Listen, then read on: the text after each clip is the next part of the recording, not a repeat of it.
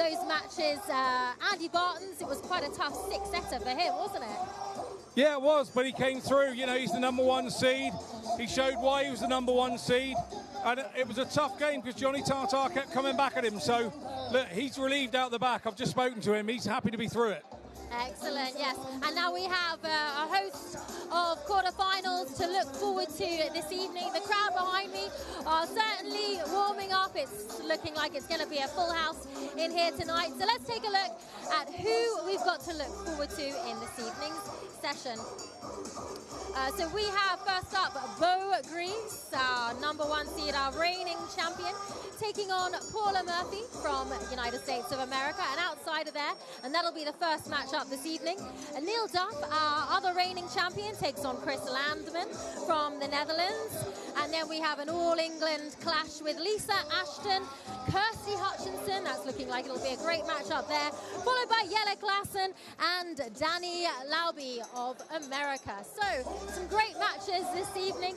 First of all, of those matchups, that All-England clash between Lisa and Kirsty Hutchinson is looking like it could be mouth-watering. Lisa Ashton, she had a bit of a scare there earlier, getting through her match coming into this quarterfinal. So what do you think that match particularly has in store? Well, she's had a recent operation on her elbow, and it's how that feels. I was just talking to her out the back, and she said it all feels good.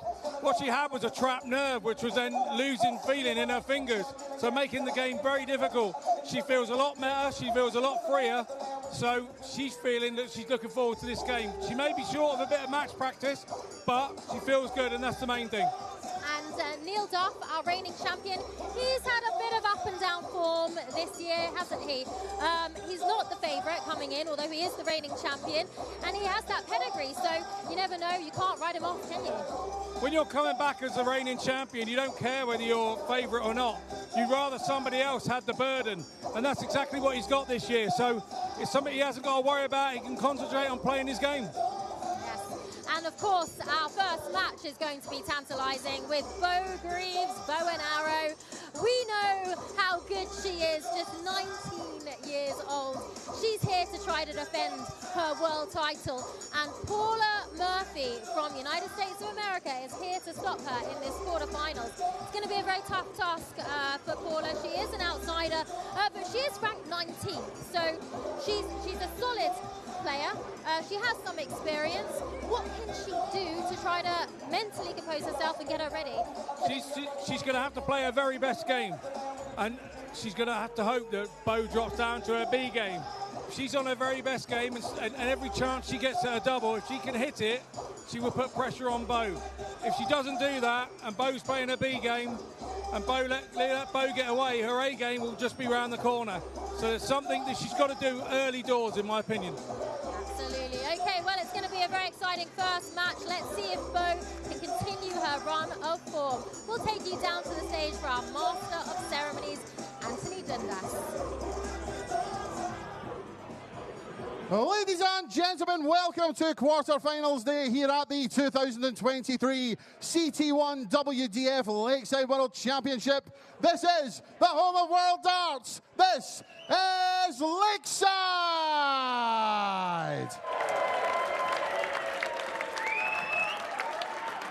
We welcome to the stage the 5-time Charlotte Open champion, the 6 times and reigning Las Vegas Open champion from the United States of America, Smooth Paula Murphy.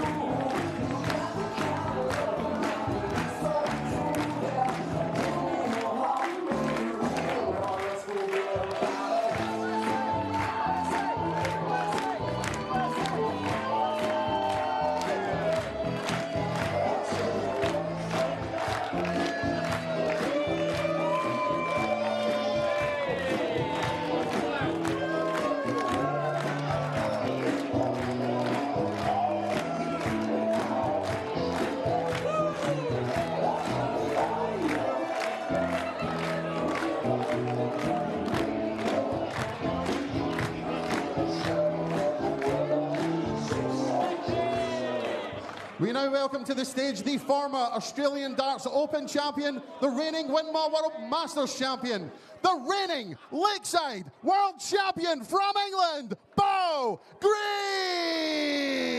Greaves!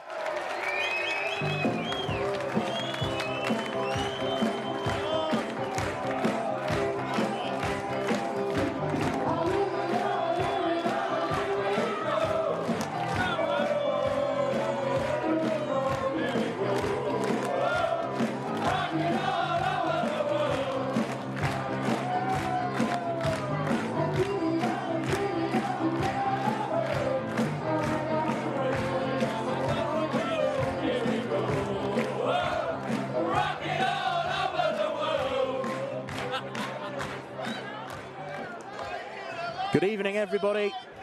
Welcome back to Lakeside for what is going to be a champion evening. We've got the reigning men's world champion Neil Duff in action in our second game against Chris Landman. The four-time ladies champion Lisa Ashton follows against Kirsty Hutchinson, and Jelle Classen, who won this tournament in 2006.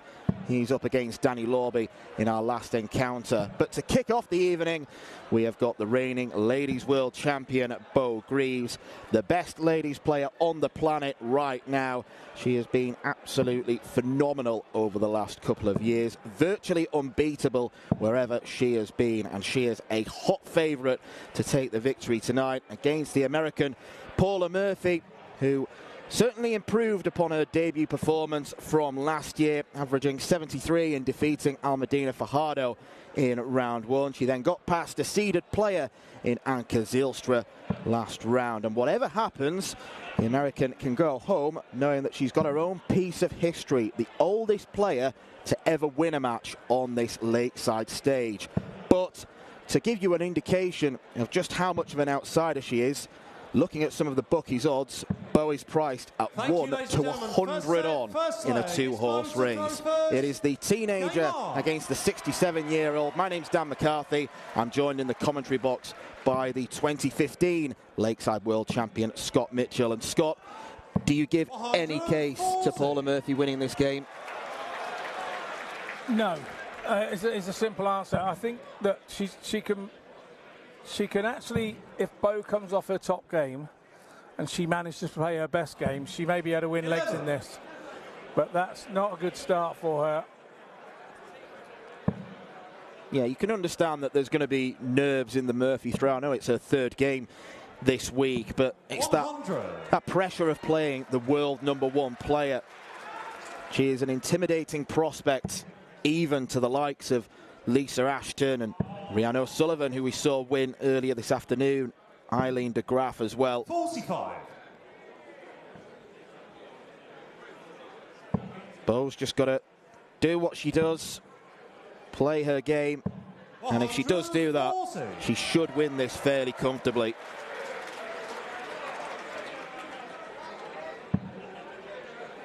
There's a guy who works down our chip shop, swears he's Elvis. Could have been him.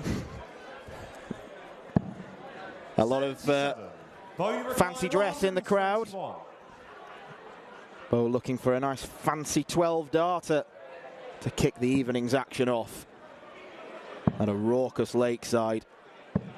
57.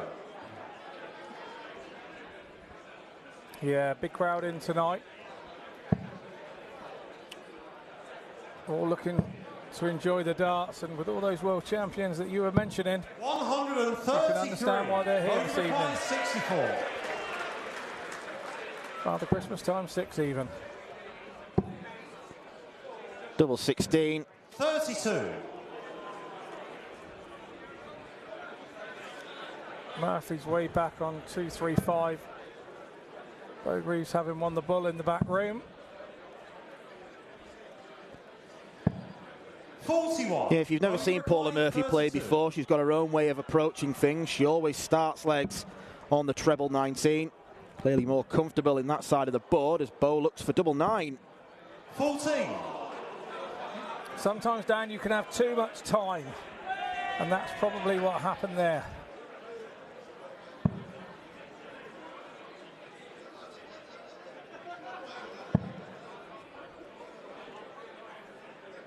She's the dominant player in the United States, but this level is completely different.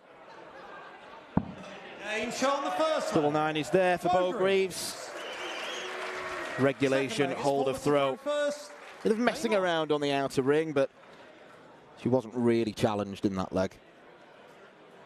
Now, you've got to remember, bow standard is better than 75% of the men as well that play. So she's 79. Just an absolute phenomenon. Lovely lass with it as well.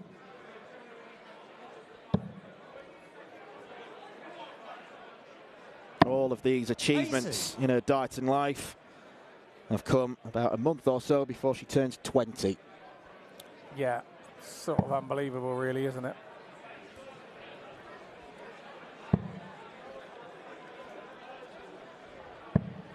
$39.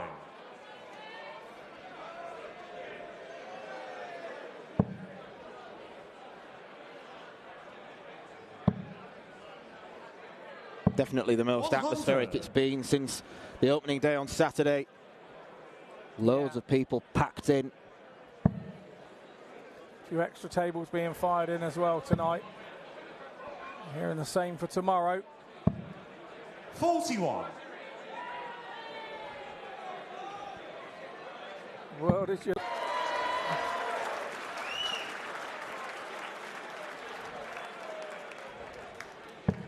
Super stuff again from Greaves, scoring power.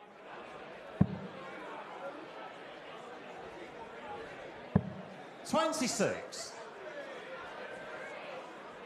She's only ever been beaten once on this stage as Bo Greaves. That was in the 2020 semi-finals, losing out to Mikuru Suzuki, averaging just over 76. 99. In the 3 years since, she has become a different player altogether. And you are right about what you say with her in comparison to some of the men's players. I mean, if she was entered in the men's draw, she could win it. She is that good. She is doing the business against Paula Murphy. Bo Greaves. Nice 14 darter. Third leg exposed to throw first. Game on.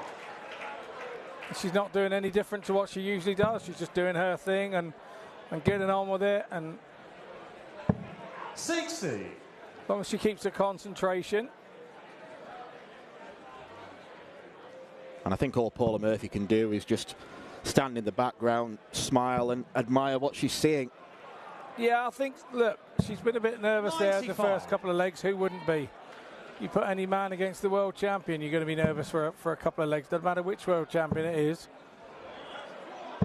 What she needs to do is not concentrate on what Bo's doing, concentrate on what she's doing and try and play her best game. If she plays her best game and loses, you come off and go, well, you know, I played my best game and I can't do any more than that.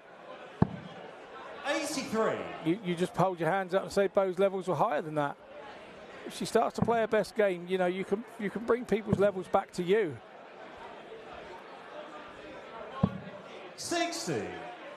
Still first to 2 sets in this women's quarter-final, but there will be a short break after the conclusion of the first set. 79. What Paula Murphy did well, particularly in her first game against Almadina Fajardo, she always seemed to pick off one of those treble 19s, and that was enough. But against someone like Bo Greaves, she's got to be hitting 2 big trebles per visit.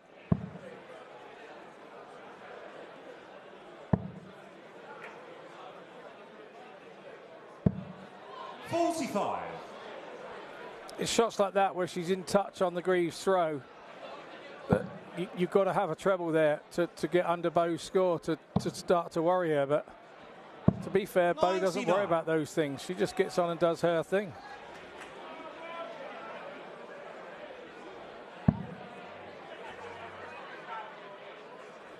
Shake of the head there from Paula Murphy. Not achieving the target she desired. 79. Got there in the end. 78.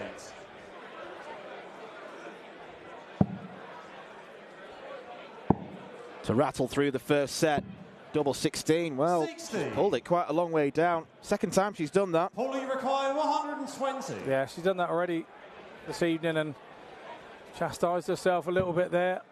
I think the words I saw were rubbish. Oh, and she's not going to get a dart at double. You feel chances like that will be at a premium. Well, you require 80. Yeah, they very much will, and you've got to do the simple things right in that situation, because if you don't, that happens to you. It's one set to Bo Greaves in quick, short time. Paula Murphy has a lot to think about as she goes back in for a short break.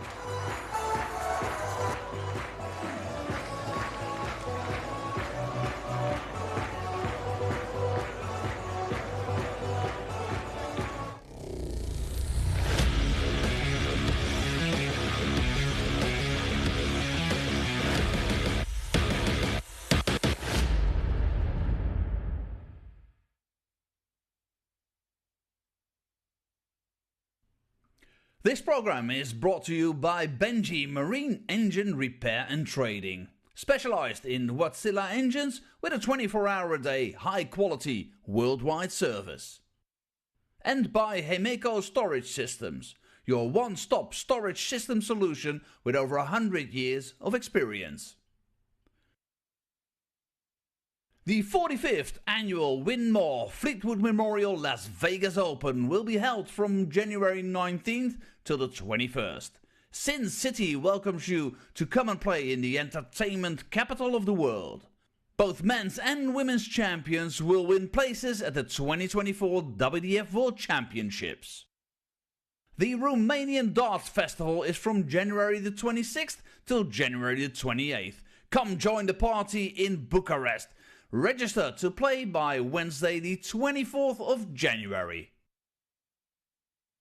The Toto Dutch Open Darts is held from February 1st till February 4th. Registration is open until January the 16th. The Toto Dutch Open Darts is by far the largest darts party in the world that you should not miss. And the men's and women's champions go to the Lakeside in December 2024. The Swiss Open and Helvetia Open tournaments are held from May 31st till June the 2nd. One of the longest running tournaments in Europe invites you to join them in the most beautiful surroundings you'll find in Europe. The Swedish Open and Masters is held from August 16th till 18th. A popular tournament for many of Europe's best aerosmiths. For more information on each of these tournaments, go to the link in the description. A special thank you to our tournament sponsors Win More, A&G Travel Group, iDarts, Dart Connect, CT1 and Quiff.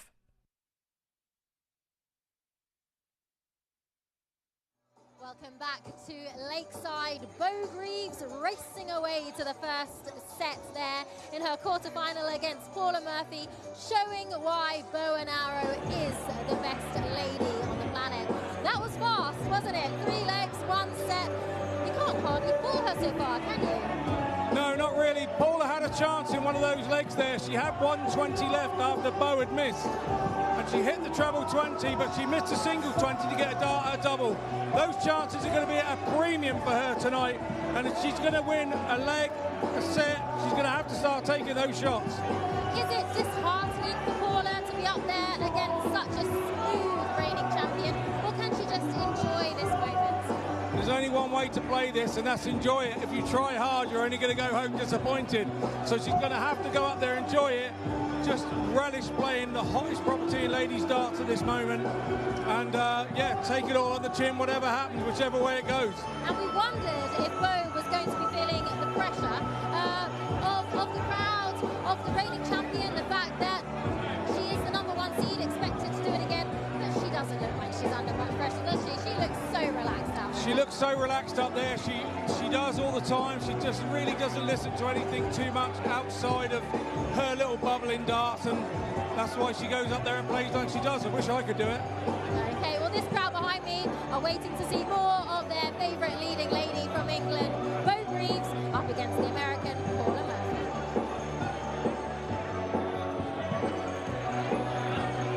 Thank you, guys. Bo Greaves is someone who does not feel pressure.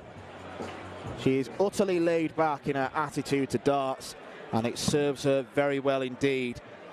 One half chance for Paula Murphy was missed by the miss at the big number. She's averaging around about 66 at the moment. The expected average is sort of mid-60s to mid-70s. That's the ballpark she usually aims for. Bo Greaves is someone who has averaged a lot more than that on this stage. Her best performance came in last year's final, proving that she performs when it matters the most, averaging 92 against Kirsty Hutchinson in a 4-0 win. Paula Murphy's just got to try and enjoy the rest of her experience here. She's probably performed better than she expected by getting to this quarter-final stage, but she's already running out of wriggle room, with Bo taking the set with quite a great deal of ease. Charlie Corstefine, our referee, is about to call game on as Paula tries to get something. I mean, even if she gets a leg, she can take that as a positive. Yeah, absolutely. That's what she's got to try and do now. You know, and if it's the first leg of the set, then albeit you don't know what confidence could come from that, but she'd have known that she was up for a hard task before she started. 96. Yeah, she'll have been realistic. She'll have known what her top level is, what Bo's top level is, and probably conceded that the chances of winning are minuscule, but it always takes two for a darting tussle. Paula Murphy just has to play her part.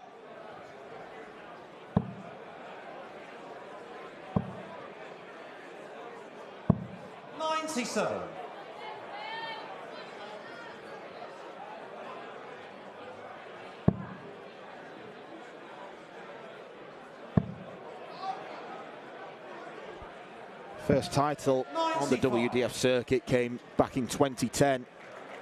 So she has been doing it for over a decade now. Leading light in America. We are going to see another American take to the stage in our last game this evening, Classen Labby.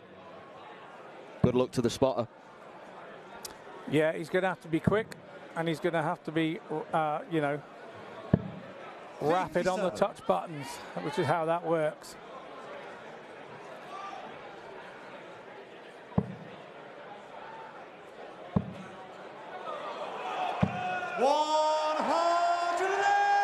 Bo gives the crowd and her sister Bobby what they want.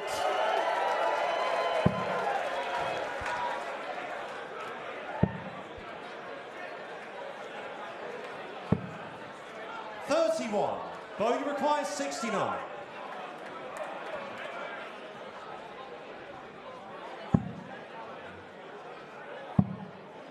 Double 16. 53.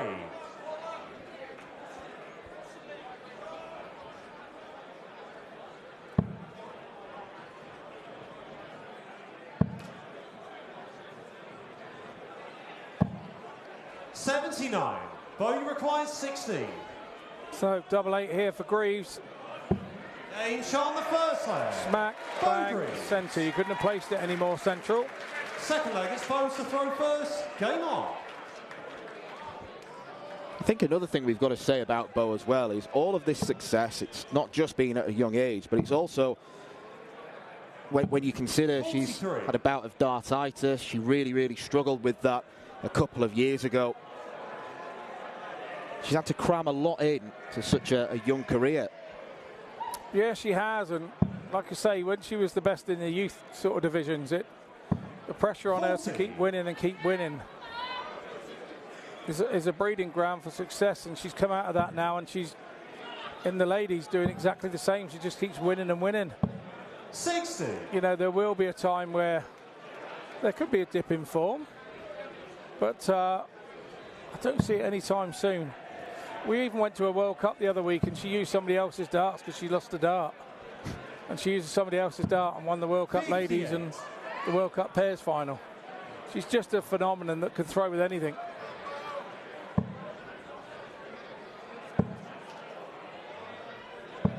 $100.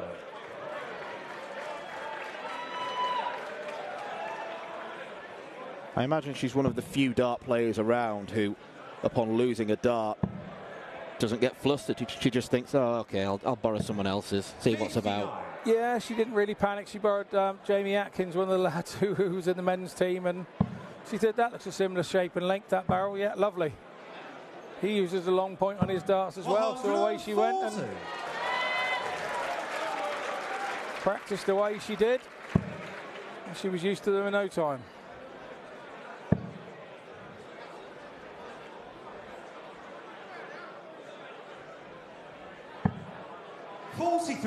Though you require 158.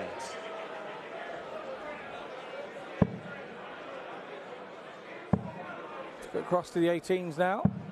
58. Tidies it up.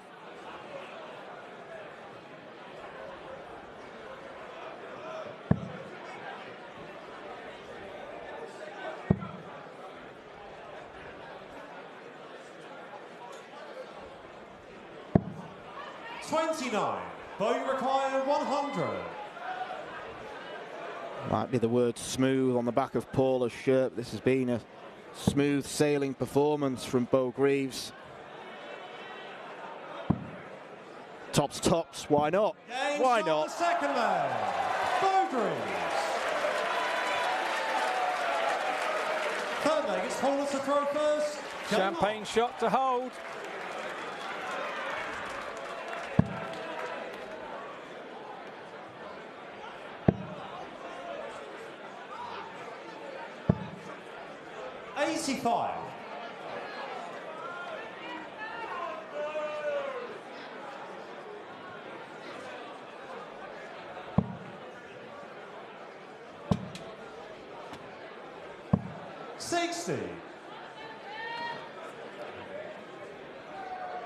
Like you say, that throw of Bo's is just silky smooth.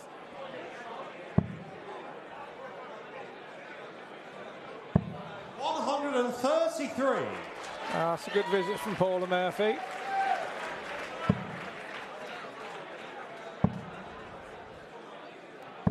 $83.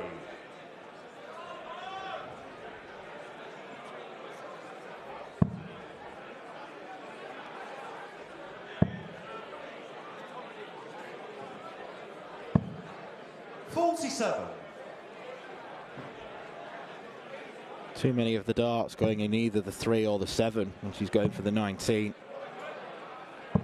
100. Yeah, far too many to trouble Bo Greaves, but like you say, this week has been pretty good for Paula Murphy. If she can not feel the damage of this 33. One too much, I think she'll look back in a few days' time and be really happy of what she's achieved here at this 2023 WDF World Championship. 100.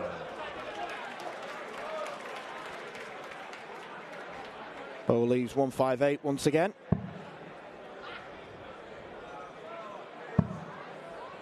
$133 would put a cat amongst the pigeons here, but it's not going to happen. Bo, you require 158. To win in style. 134. Paulie require so Lee's double 12. Be nice if she hit this. It'd be nice to get a leg on the board. It's not going to be.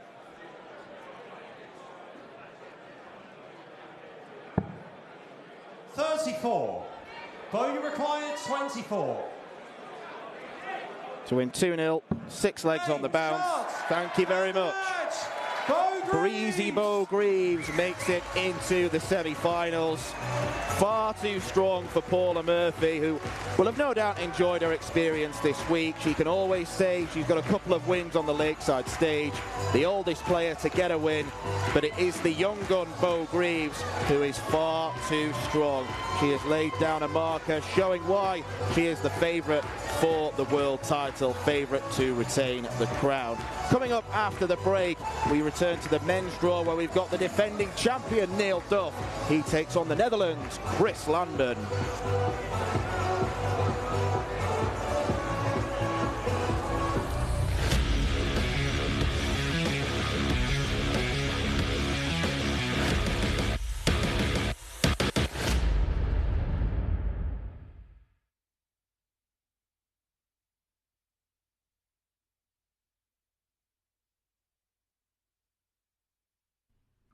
This program is brought to you by Benji Marine Engine Repair and Trading. Specialised in Wärtsilä engines with a 24-hour-a-day, high-quality, worldwide service.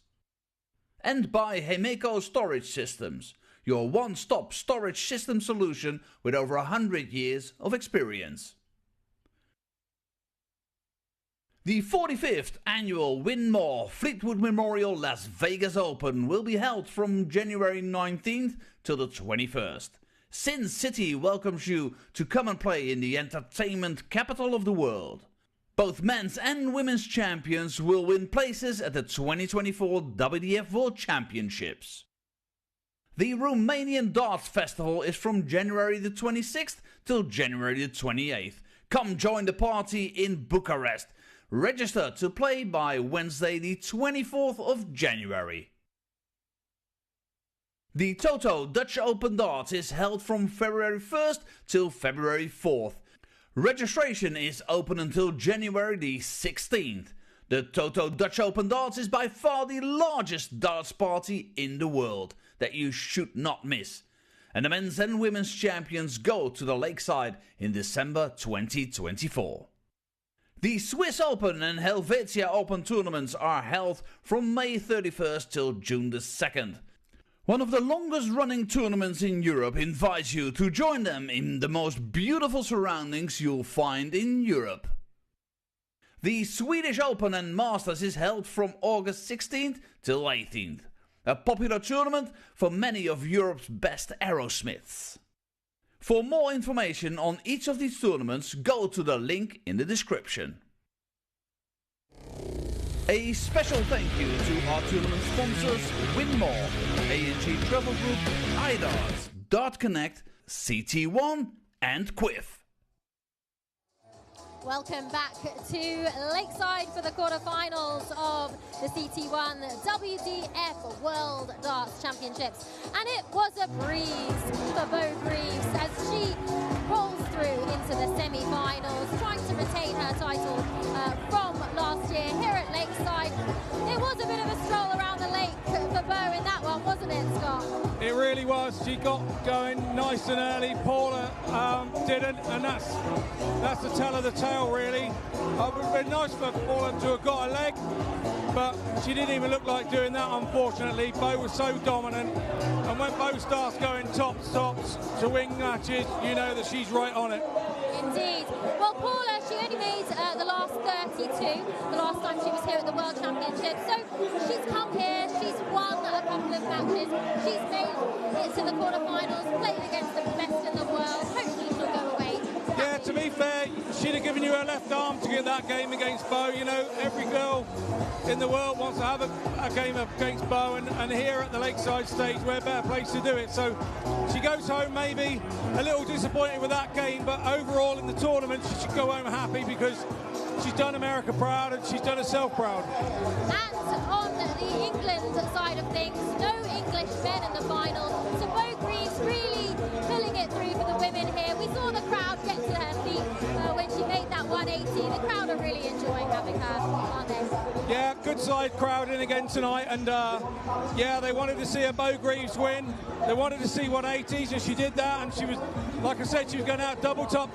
She put on a show for the fans. Okay, and moving on to the men, our next quarter-final match this evening is against Northern Ireland's reigning champion, Neil Duff, and he is taking on Chris Landman. Now, Chris, 42 years old, he's made the quarterfinals here before, back in 2020. Tough task on his shoulders, taking on the reigning champ. What do you think about this matchup? What are you expecting? Well, Chris has got a lot more experience than people would give credit for. In the last 18 months, he's been playing amazingly well on the Challenge Tour and things. He was right up there in the top 10. He shouldn't be underestimated. I'm sure Neil Duff's the favourite in this one, but I think Neil's had a couple of moments that went his way in the last couple of games. You know, he hasn't been fallible and he hasn't looked unbeatable, but he's done the right thing at the right time at the right moments, and that's what champions do. And he may be asked to do some more of that tonight because Landman will not let him get away. He's a big scorer, Landman, and if he gets into his groove, then Duff could have a few problems. You mentioned getting into his groove. What does Landman have to do to get it right against the reigning champ? Well, I think it's all what's between the ears tonight because he's playing the champ. If Landman goes in there and he thinks that, you know, I'm the underdog here, I think he would really prefer that, and Chris would play well as the underdog. I'm not sure. I think it really depends on where the first set goes and who does what, because that's so important, and who gets those first couple of legs. We've seen it all afternoon. The nervy legs and the long-legged dart, you know, if they're going 21 darts, you don't get those points back. So if you can win one in 21 darts, great, but don't worry about the average. Get on and win the leg, and that's what I think. It could be a nervy affair to start off tonight. Yeah, Chris Landman, he does have a reputation for being fast. Neil Duff, though, he's going to set that pace, isn't he? He's going to come in with that authority. He is. He's the champ. You know, although he's not the #1 seed, he is enjoying not being the favourite. I spoke to him earlier. He said he just gets on and does what he needs to do. The attention's not on him, and that's suited him just fine. He feels he's coming in under the radar. Everybody's talking about Andy Barton's. Everybody early doors was talking about Leonard Gates. Well, Leonard Gates is gone now. It's just Andy Barton's, and he's just enjoying being back here as the champion. The hardest game to come back as a champion, I can assure you, is the first one. And he got through that, and now he feels he's in the tournament. It's quarterfinals. Still has great memories from when he achieved a win here last year. So I expect him to go on and really kick on tonight. Well, we all know that last year it was his self-belief. He kept talking about knowing, believing that he was going to win. How is his confidence about going all the way this time? Well, how can you not be confident here? He won every game last year, and he's won every game this year. So the only thing that could creep into him is a bit of doubt, saying, well, I've got to lose on this stage at some point. But talking to him earlier, he's not even thinking like that at all. He's thinking positively, and he's going, you know, the sets have gone to a bit longer now. So he knows that if you do have a blip, you've got a longer chance to bring the game back. Well, it's all to play for. Neil Duff against Chris Landman after the break.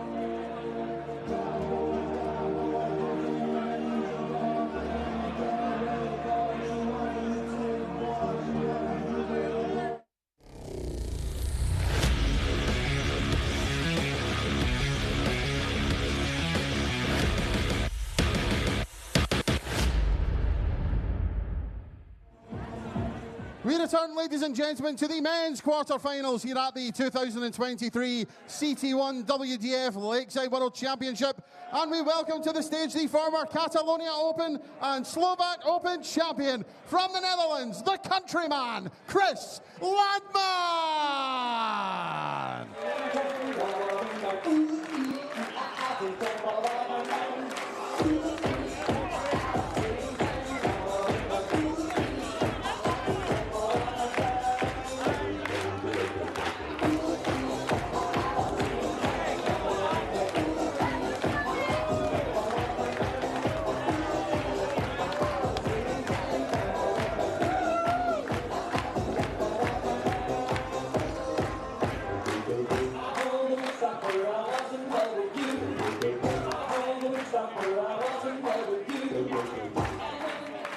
We now welcome to the stage the former Irish Classic and Pacific Masters champion, the reigning Lakeside World Champion from Northern Ireland, Duffman Neil Duff!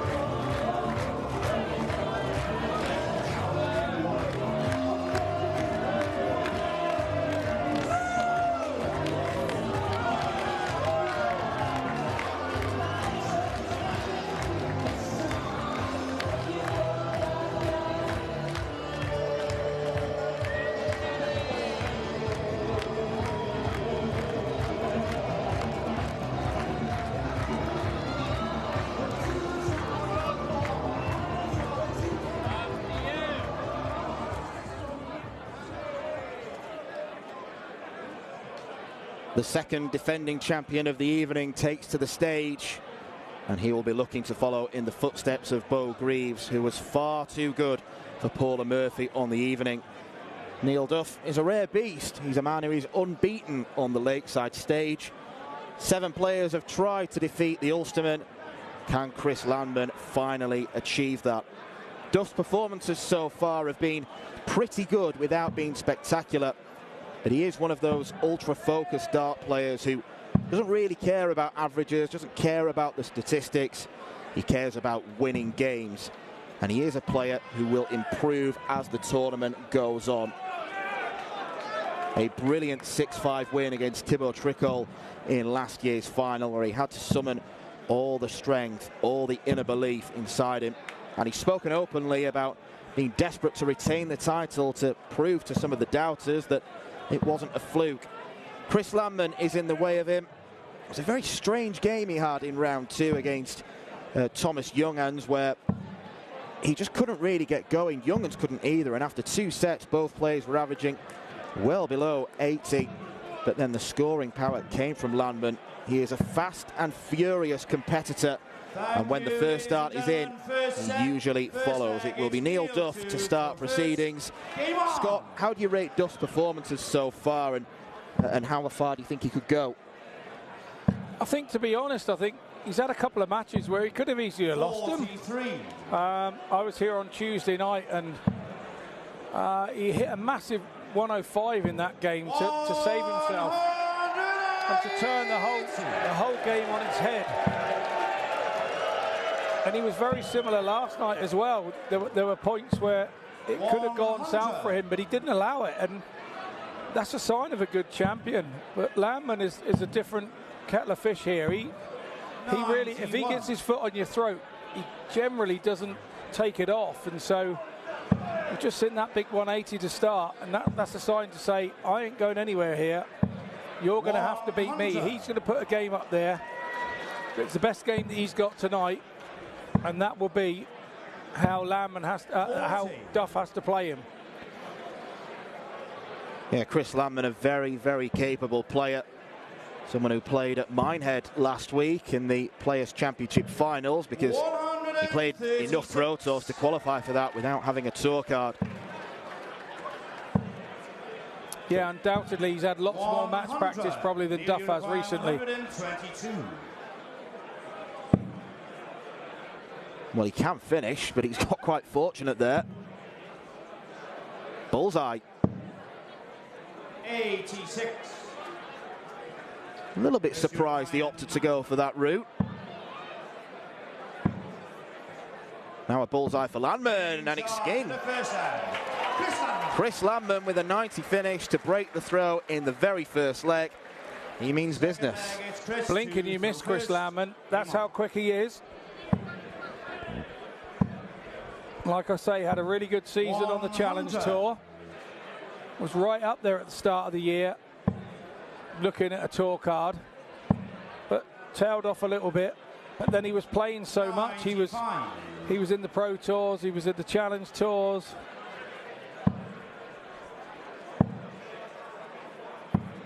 57.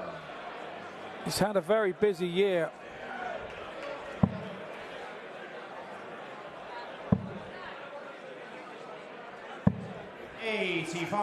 Neil Duff has also been a busy man. He goes here, there and everywhere to play his darts. Went to the Australian Open earlier this year, losing out to a man who we saw win earlier this afternoon in Andy Barton's, and he beat Johnny Tata on the way there.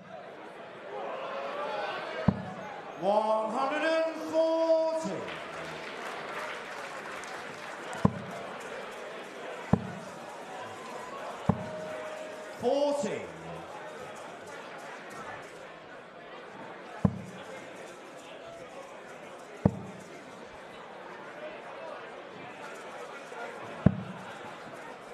Well, I mean, that's a cracking adjustment.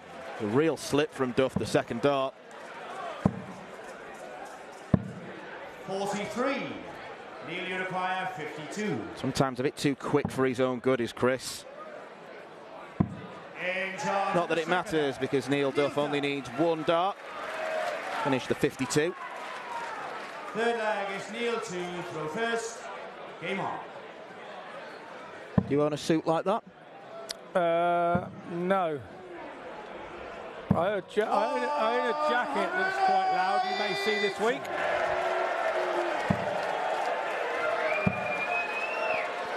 As loud as the atmosphere in this room after Neil Duff lands his first maximum.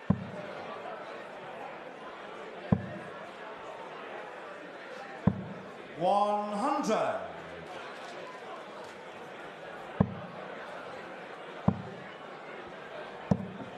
80. I'm on the floor there for Landman. Looked like it had hit his destination target. 140.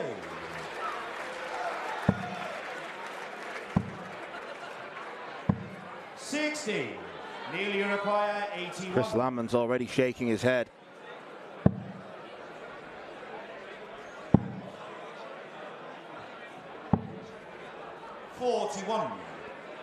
Yeah, he's feeling a touch unlucky. He had a dart on the floor. 97. Neil Uruguay, 40. Tops for Duff. In charge in the third leg. Can we call that a good marker? I don't think we can. We'll just say it was an excellent readjustment of the throw. Game on. A handy marker, let's say.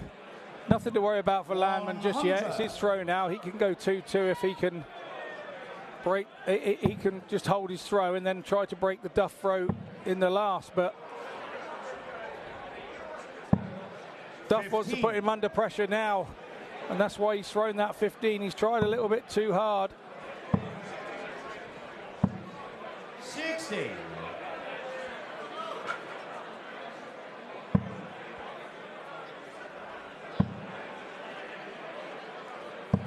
100.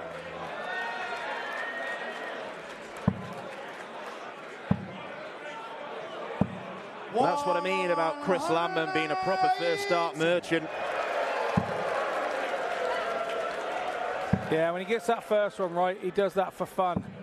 100. And the odds are now, he's got 6 from here. 44. Looks like he may need them.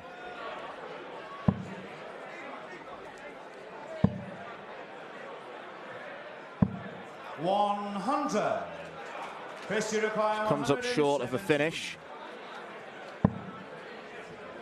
Now for treble 19. 99. Strange one, that. Thought he'd have gone across to the 18s. Left himself 24. 45. Pressure require 18. He's going to go straight at it. Double 4 for Landman. There it goes.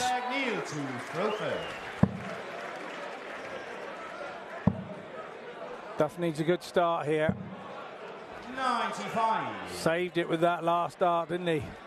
Yeah, it's not a bad start, 95, when you are keen to hold the throw. 60. Very inconsistent so far from Chris. Because he knows that by not hitting a treble on that visit, he opened it right up for Duff to take off into the sunset. 60.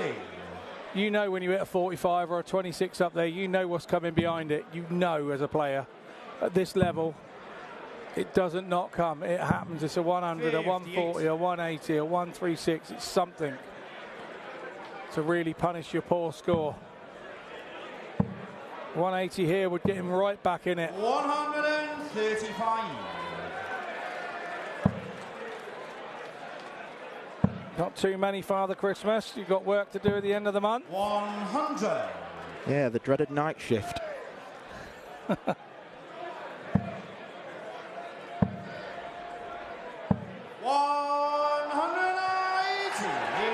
There's never any in between with Chris Landman. This for the set. 68. So one set dart goes to begging for Duff. 66. Landman on 66 should get a dart. It's going to be one at tops. Double top. Game shot to the first set. Great finish. So all the head shaking and everything else in that first set, he need not worry. He got himself out of it, and that's as animated as I've ever seen Chris Landman. Second set, first leg is Chris to throw first. Yeah, he's one of those players who doesn't overly celebrate. He can sometimes just 41. scoff like that, look down, screw his face up, but he's not someone that goes overboard. He's muttering to himself back 60. behind Neil Duff there, and he does do this a lot.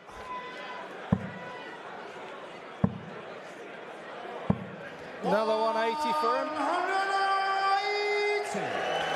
Come on, ladies, get your 180 cards up. 4 180s in 6 legs for Chris Landman. 47. Duff's in a bit of trouble here. 60.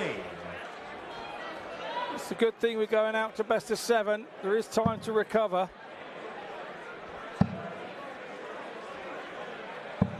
100.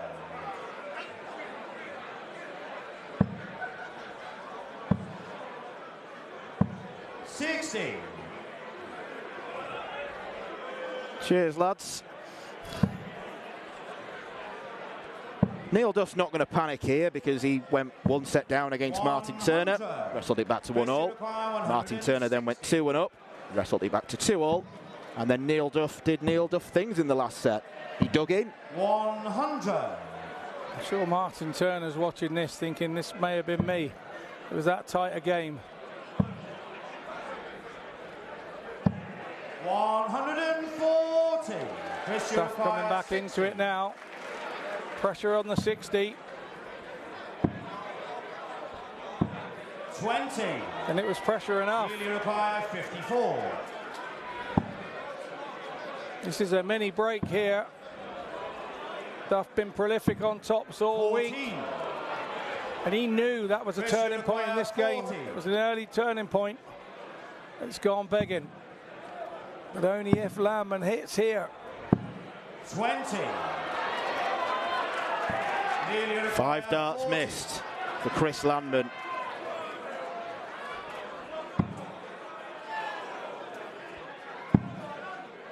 Could be 5 for Neil Duff.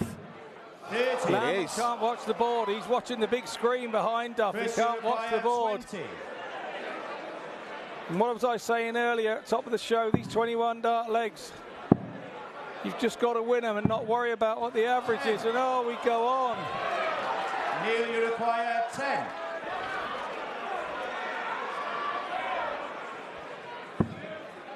This is the double that he beat Martin Turner with. No score. Tense frustration here. This really is. 10. How is this going to affect the rest of the game? In charge of the first leg. Landman finally hits it. Second leg is Neil to throw first. Is that 25, 26 dart leg? It's the kind of leg where no matter who wins it, both players come off quite furious. Obviously, the one that loses it more furious, but even if you do, you turn round and you think, I've got away with one. And because that was a holder throw for Landman, he comes away the happier player. And look what we see now. 135. Duff is still ruining those misses. And Landman is going happy days. Wades in with a 135. 95. The psychology of the game is so complicated. 60.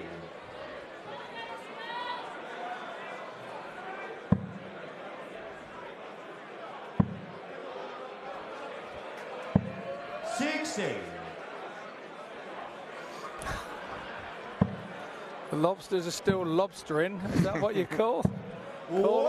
It's what I am going to call it from now on. Yeah, I'm not sure if it's in the dictionary. We'll call it lobstering. 98. I think if you looked up the phrase power scoring in the dictionary, you'd see a picture of Chris Landman's face. You would at this particular moment in time. 95 needs to go back down. Oh, okay. 79.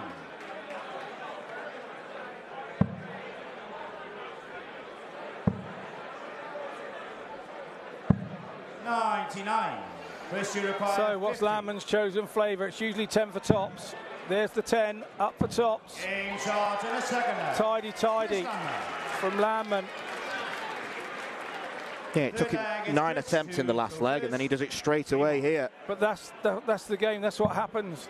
He'll probably go first dart next leg if he gets there first. 100. And he'll still be looking back, going, how did I take 9 darts at that other one?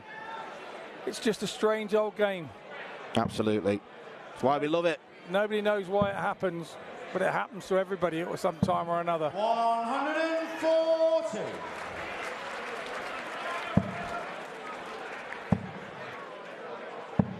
55.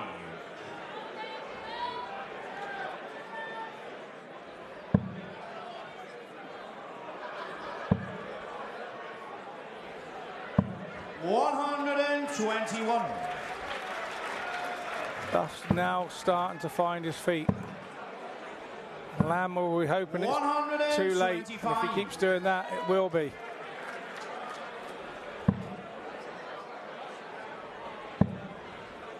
It's all about trying to keep your cool and your 60. calm when everybody else around you is losing it.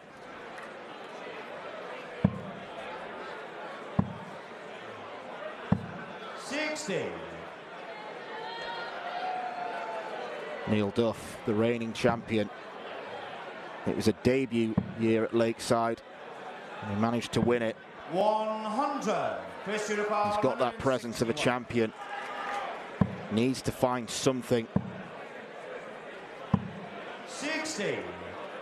Neil, you require 80. Double 10. Yeah. He needed that to go.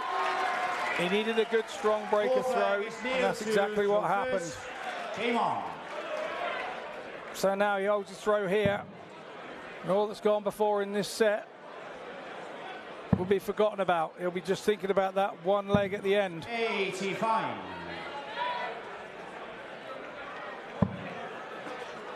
There's that dart in the right place for Landman. Once it goes right, these rat-tat-tat players, once it goes right first dart, they genuinely follow it. They genuinely follow it. 100.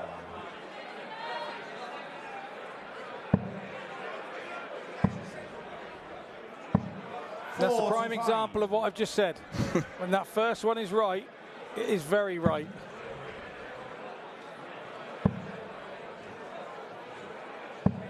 $85. Chris Landman, Netherlands flag in the crowd, you may have just spotted. The fan club are in attendance. 140. It's called the Countryman because he lives in a little village, apparently, in the country. Like the Dutch version of you. 96. Maybe, but he ain't got many tractors. I've got loads. 140. Nearly require 100. A checkout like this could light the Duff fire. He's not giving himself chances. 90. Chris, you require 36. He's a crowd favourite here, Neil Duff.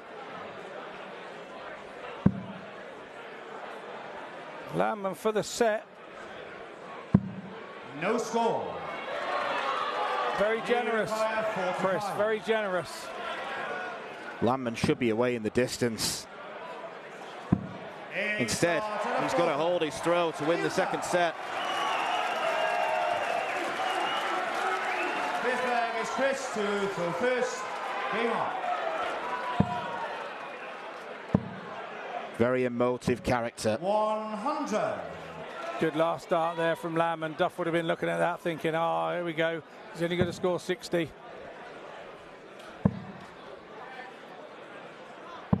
60. It's all about trying not to play the situation now. It's all about trying to play the board. 140. But these legs you can't practice. You can't emulate these at home on the practice board. There's only one place you can, and that's here. 140. First winner of the evening on autograph duty. 57. I suspect that'll be the first of many this week. On treble visit there from Landman gives a glimmer of hope to Duff. 60. But Duff does exactly the same. So Landman 40 in front plus these. And these aren't very much. 38.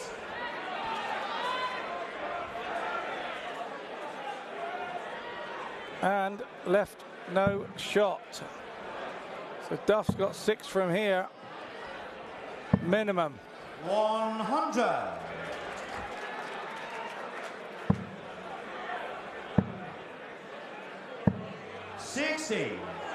Nearly require 141. Disappointment for Landman, leaving himself on a 3-figure outshot. Oh, it may not matter. 117. One dart for the setter's gone. Chris, you require 106. What a set shot that would have been, but 106 for Landman. First one has to be right. It's not going to be. 74. That second one didn't look in there from our angle there. 24. I was expecting him to go back to the 20s. Neil Duff goes into the break with a set to his name, and doesn't he enjoy it? Not been a vintage performance from the Ulsterman, but he has taken full, firm advantage of several missed opportunities from Chris Landman.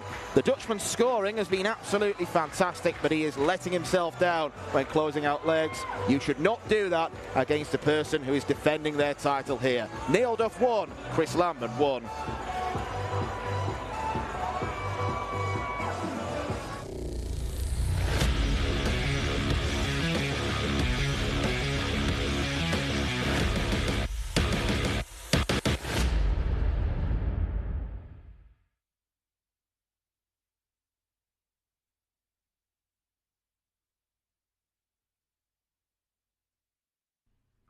This program is brought to you by Benji Marine Engine Repair and Trading. specialized in Wärtsilä engines with a 24-hour-a-day high-quality worldwide service. And by Hemeco Storage Systems, your one-stop storage system solution with over 100 years of experience. The 45th annual Win More Fleetwood Memorial Las Vegas Open will be held from January 19th till the 21st. Sin City welcomes you to come and play in the entertainment capital of the world. Both men's and women's champions will win places at the 2024 WDF World Championships. The Romanian Darts Festival is from January the 26th till January the 28th. Come join the party in Bucharest. Register to play by Wednesday the 24th of January. The Toto Dutch Open Darts is held from February 1st till February 4th. Registration is open until January the 16th. The Toto Dutch Open Darts is by far the largest darts party in the world that you should not miss. And the men's and women's champions go to the Lakeside in December 2024. The Swiss Open and Helvetia Open tournaments are held from May 31st till June the 2nd.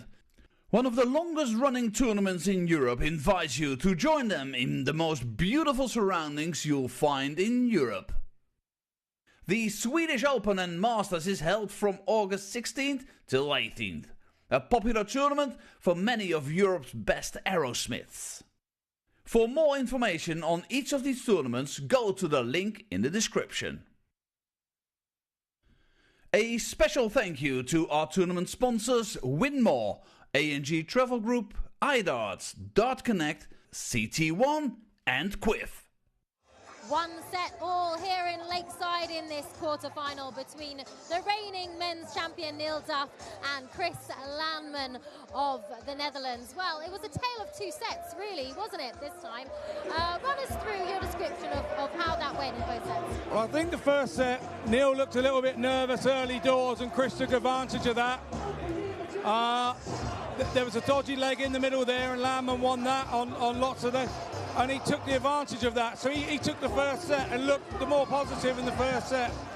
Second set, he was still the more positive, but Chris made a few mistakes there, and he really needed to get back in that practice room because those are mistakes he shouldn't be making. Neil Duff just jumped on them, and now we're a set apiece, and Neil Duff's in the game, and Landman really had his foot on his throat, and he let him go.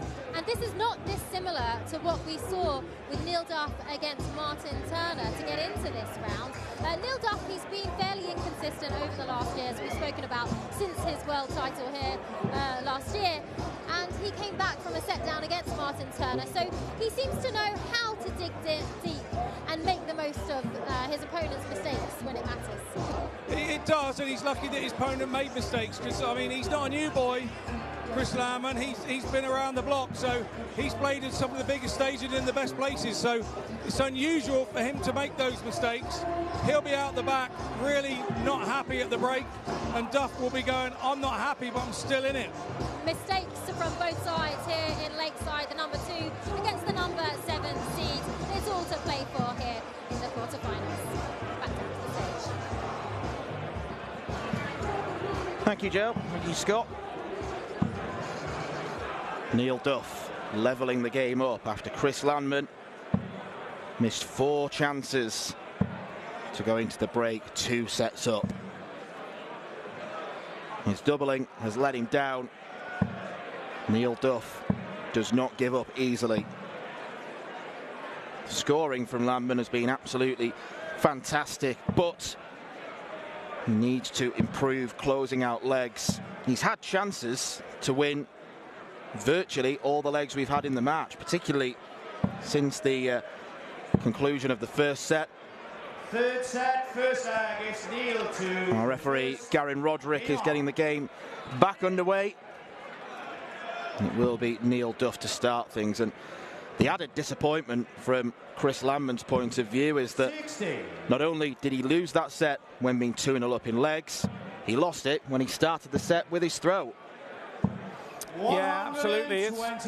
It's fine margins. We're at quarterfinals of the World Championships here. The fine margins are ones you've got to be ready for, but he'll be disappointed, Chris, how that set ended for him.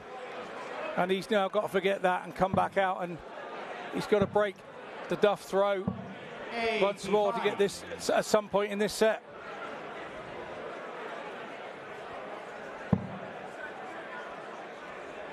These two have never met before, despite being fairly highly ranked in the WDF system. Chris Landman's not played many darts on this circuit.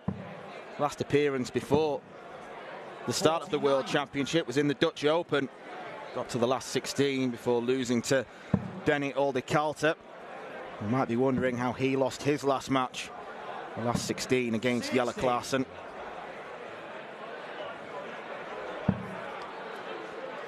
Classen concludes the evening's action against Danny Labby. And then in between that and this, we've got Lisa Ashton against Kirsty Hutchinson. Plenty of super darts on offer. 45. Kirsty require 151.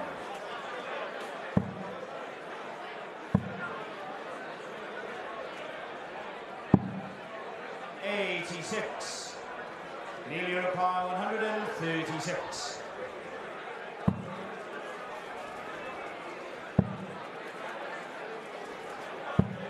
58. Going downstairs to try and leave tops was Duff, but 65 from Landman, so it's tops for him. Good marker. 25. Needed a third dart in his hand. So Duff will come back. The whole throw for 78. He's been doing this all week so far, chipping away at those shots with one dart in hand.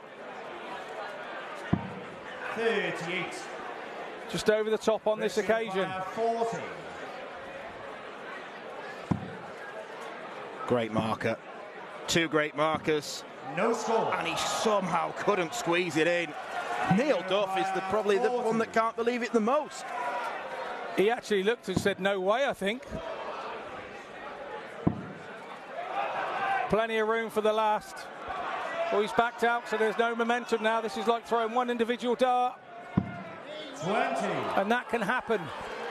Maybe Kirsty require 40. a bit of momentum would have helped. Landman surely. Oh, we're having another one of those legs, aren't we? It's a repeat of the first leg of the second set. 24 darts and counting. That one's not close. That one's smack bang centre. It is the Duff man that takes the scruffy leg. One scrappy leg apiece so far in this quarter-final. I think we put that down as. Landman, no hesitation, straight in there. 140. Duff's got 80 in the board. Thank you. There's a whistle in the crowd there. 100.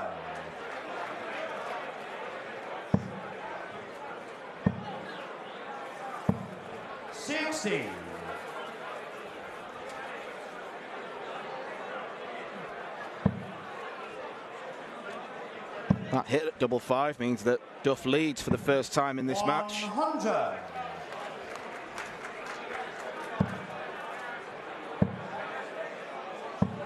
$121. Once again, Landman on the mark with that treble 20. 54. It's not often that it's one, it's usually two.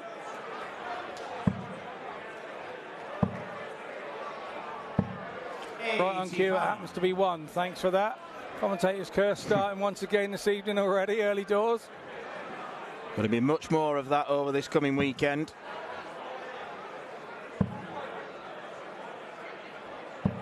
$135. Duff stays in touch.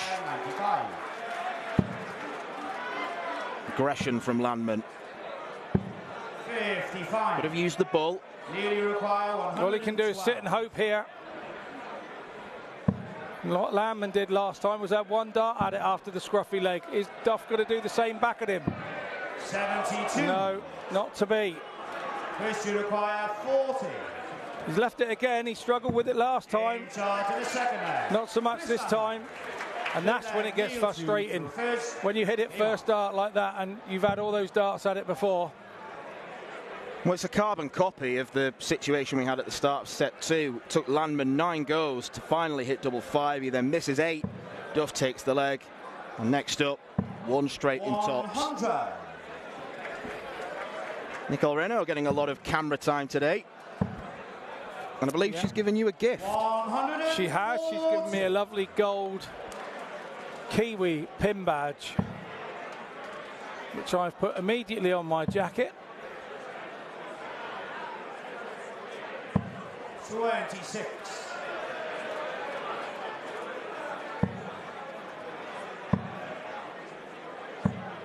$45.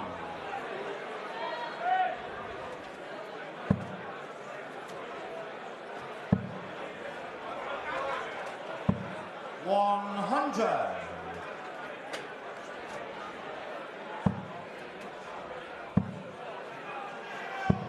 59. Not capitalising on the Duff mistakes. It's like he's trying too hard. He knows their mistakes and he's thinking, right, now I've got to go. And he's not quite doing it. Just needs to take the foot off the pedal a little bit. 105. Throw with a bit of freedom.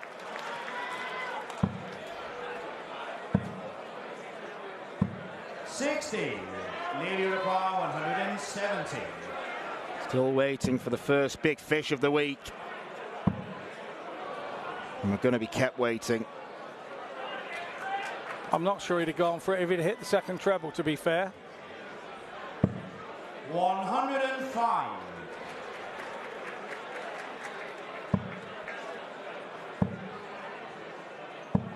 140. Now the pressure's applied. 65. Indeed it is. But Duff, In charge of the third leg. after messing around on doubles, he now hits first dart. Came on. As you can see, few in tonight. 100.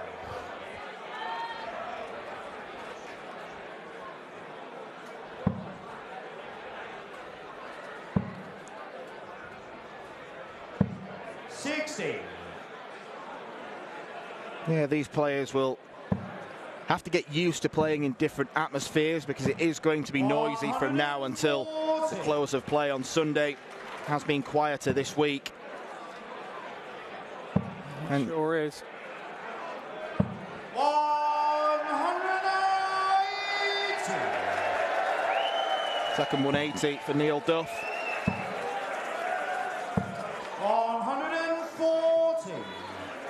Fantastic reply from Landman. Surely a ton. 55. Oh, the wrong side. Came off the wrong side of the flight. 121. Double 20. Double 18. 1, 2, 1. As easy as 1, 2, 3.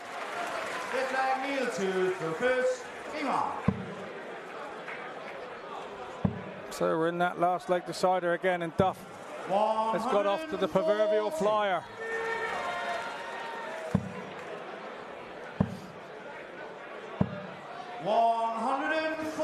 And the countryman has gone with him. Beginning to see a little bit more consistency from Landman. Duff offering himself to wake up. 81.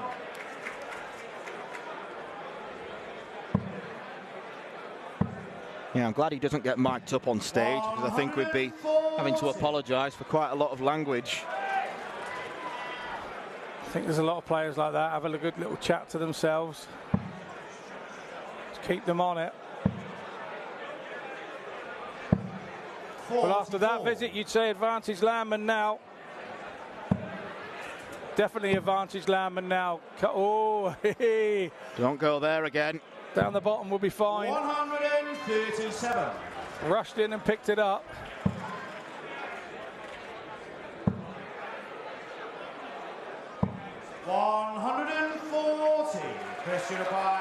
Throw is well and truly turned in Landman's favour. 2 darts at double 12. Only needed the 1. He's stolen the set from Neil Duff, who started it. Great work there from Landman in that last leg again. All set, first leg. And as I said, that's about as animated as he gets. But I think we all know around the world what that meant to him. 57. Break a throw against the current world champion. Well, Neil Duff is a player who thrives in adversity. But I bet he wishes, just for once, can I have a simple game and coast to the line.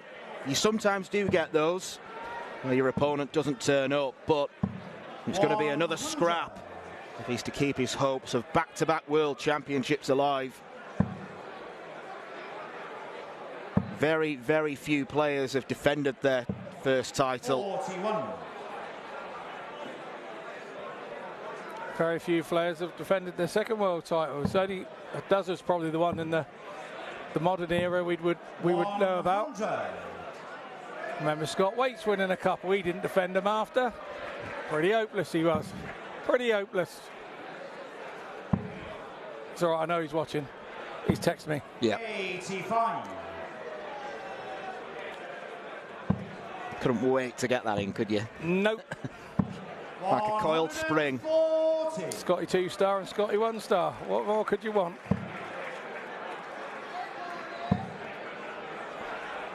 Should look at the bull. 105. Nothing wrong with the board management from Duff. 56. Nearly require 170. Leaves the bullseye. 145. Big fish not reeled in. Christian require 48. That would have been a massive breaker throw. Landman now must hold. 8. And he'd been put under pressure again from a big chance from Duff. Duff surely has to finish it off. He goes for double 12. In charge on the first leg. Neil Duff breaks the throw. 5 darts from 170. And Chris Landman must be absolutely sick of the sight of him. Every time he threatens to extend his advantage, Neil Duff pulls him back. And that's what good champions do. 60.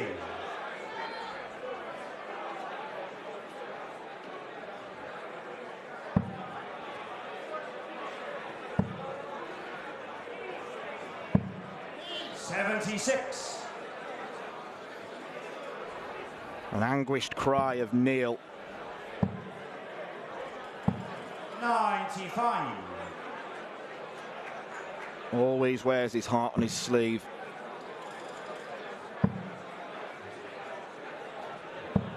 60.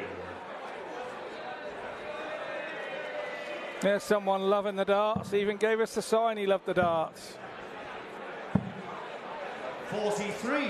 Chris Landman hates those darts.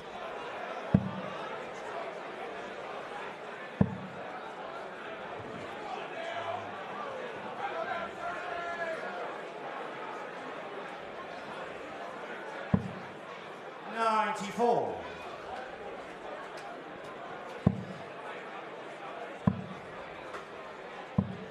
$139. Well tidied there from Landman. That's the equivalent of getting the driver out and hitting the green from 280 yards, that one.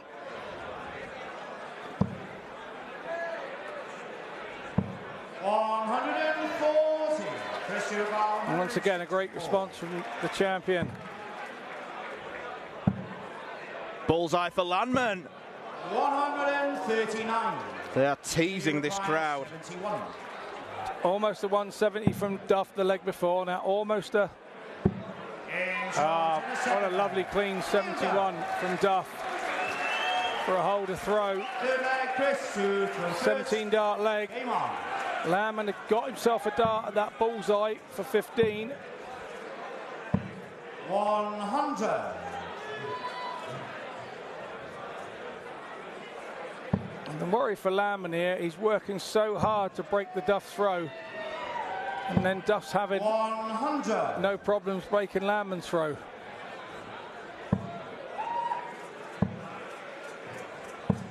100.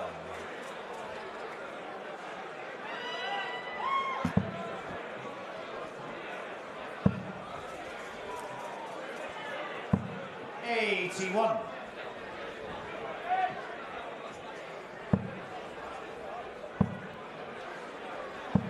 60. Duff won't be too worried here. He knows he's got the darts in the next leg for the set. All he'll want to do is try and set this up. Try and keep Landman under pressure. Try and get him to make a mistake. And then try and capitalise on the mistake if he gets the chance. 60. If not, it goes to his throw. And Landman's body language is telling you he is not a happy bunny at this particular moment in time. 100. Yeah, Duff's body language isn't too dissimilar, but he'll be feeling a lot more content now. 95. Neil Uruguay, 120.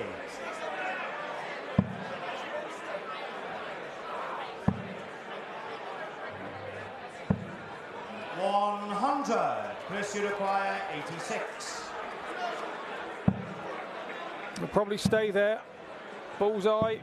In charge and a third leg. And if he hit that a couple of moments ago, once again we'd be looking at this set very differently. To throw first. Game on. But we're not, when this is what we've got. It's a hold of throw. That's all it is. Not as significant as he'd like. 85.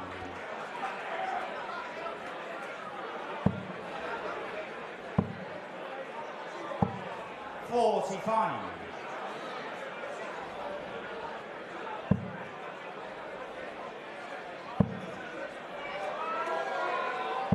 180. This altogether looks like we're going to be going into the break at 2-2.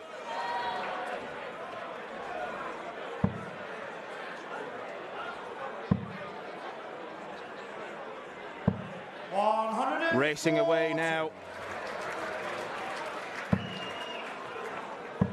I think Duff will be the happy of the two going in at 2-2, to be totally honest. Because he'll start the fifth set with his throw. Not the worst time to make an error, or two errors like that. Landman nowhere. If Duff does get this, nobody's held their throw. Nobody's held their set with throw. So would you want to be coming out having a throw? 72. Both players seem to be better on the opponent's throw. Double 12 for the set.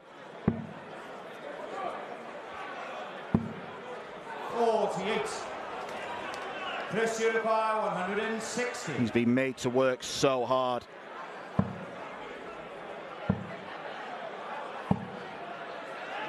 Three more chances for Neil Duff. Big pressure though from Landman, just to make him think. Is he thinking too much? No, he isn't. Fourth set goes in the way of Neil Duff. So as we head to the break, we are none the wiser. 2 sets to Neil Duff, 2 sets to Chris Landman.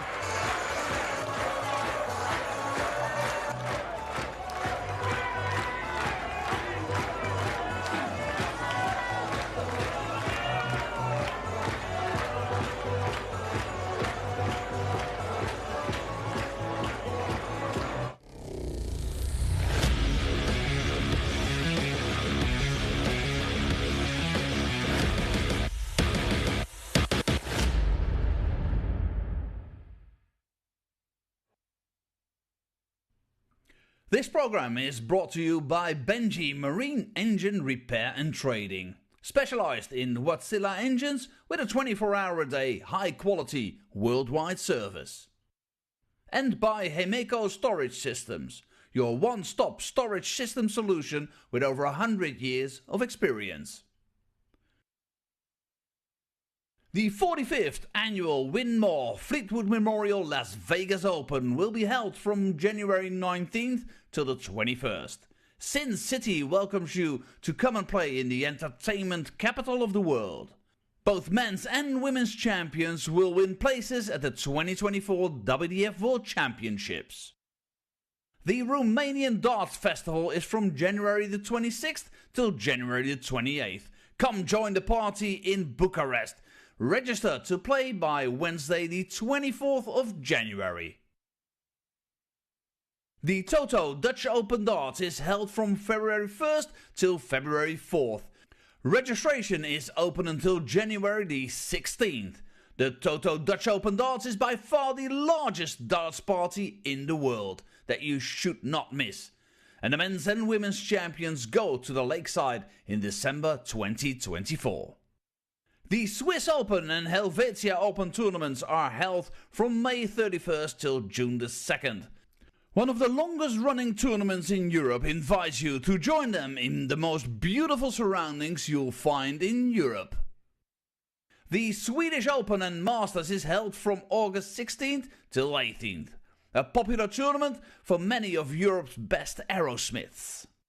For more information on each of these tournaments, go to the link in the description. A special thank you to our tournament sponsors Winmore, A&G Travel Group, iDarts, Dart Connect, CT1 and Quiff.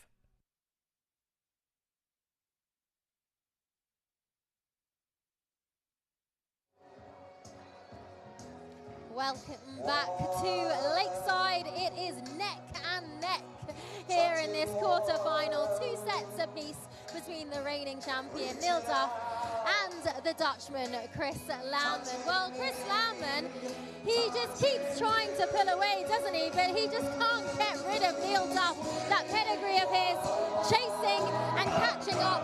What do you make of what we've seen in these last 2 sets? Well, third set, Landman worked so hard to break the Duff throw on that set, and he got it in that last leg, and you think, right, now hold your own throw.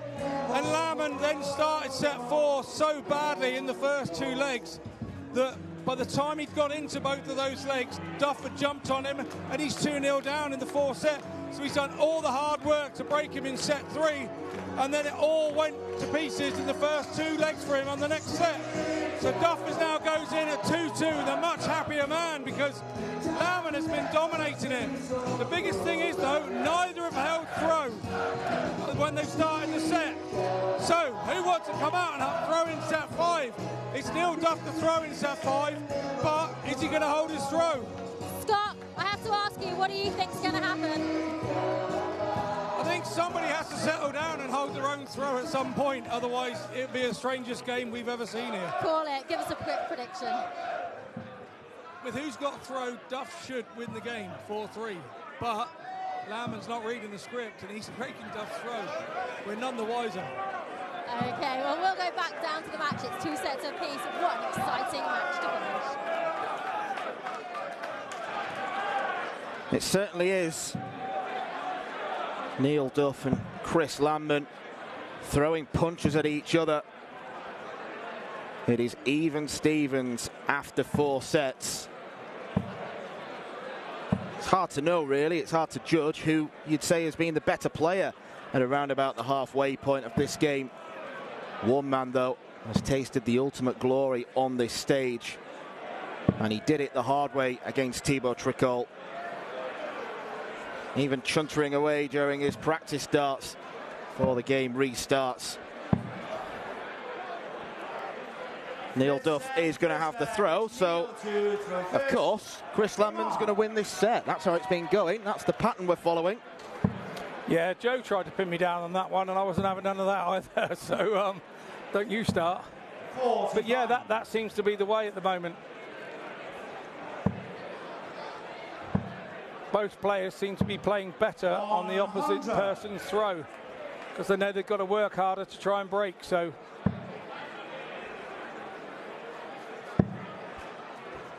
on the run of play so far, I'm not sure what the averages are telling us, but Wesley plays yet. Saw him this afternoon. Yeah, a bit of an eye roll to the camera. Don't think he wants to be spotted. Losing out to Dennis Nilsson this afternoon. This is the third quarter of the draw. 100. Whoever wins will take on the winner of Classen Labby, coming up last this evening. 81.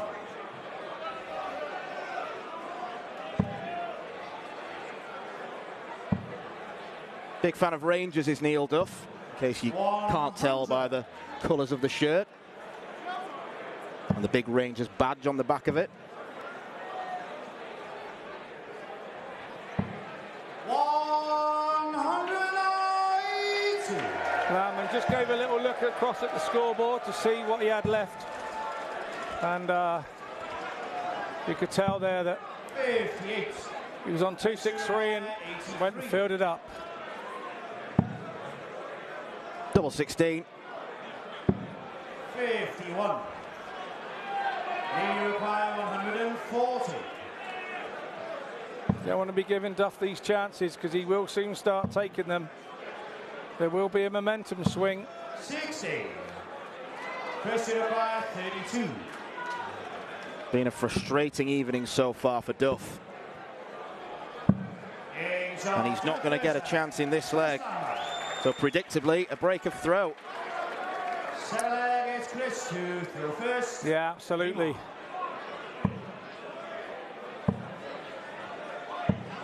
100.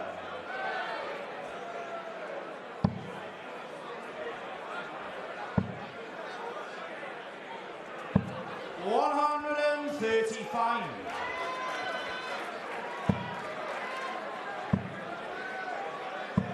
60. Look at that, nice bullseye Christmas jumper there in the crowd. Yeah, I'm guessing a lot of them get flogged at this time of year.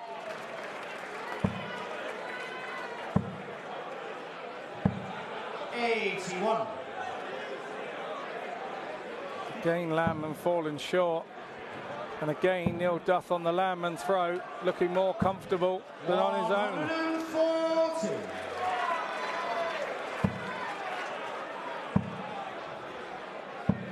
140. You require 103. Might be too little too late for Landman. Double 17 for Neil Duff. Now for double 16. 87. Oohs and ahs from the crowd. You've got to keep the first one straight here and give yourself a chance. You have to be safe with the first one. 25. He was safe with none of them. 16. In charge in the second round. That's safely planted in double 8. And Neil Duff breaks the throw once again. Third leg is Neil to throw first. It's supposedly meant to be an advantage starting legs and having the throw. These two proving otherwise. 95.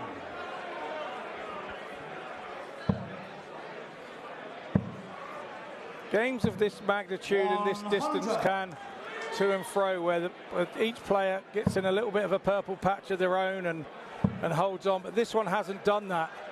We've yet to find a player to get a purple patch and reel off sort of 5 or 6 legs that are really good and win 4 of them. 140. Landman visibly, the pace was a bit quicker then. He's trying something different. 99. But if Landman gets any quicker, he'll be throwing all 3 darts at once. 1, 2, 3, gone. 54. That's why he's a big scorer, but it's why he can be erratic as well.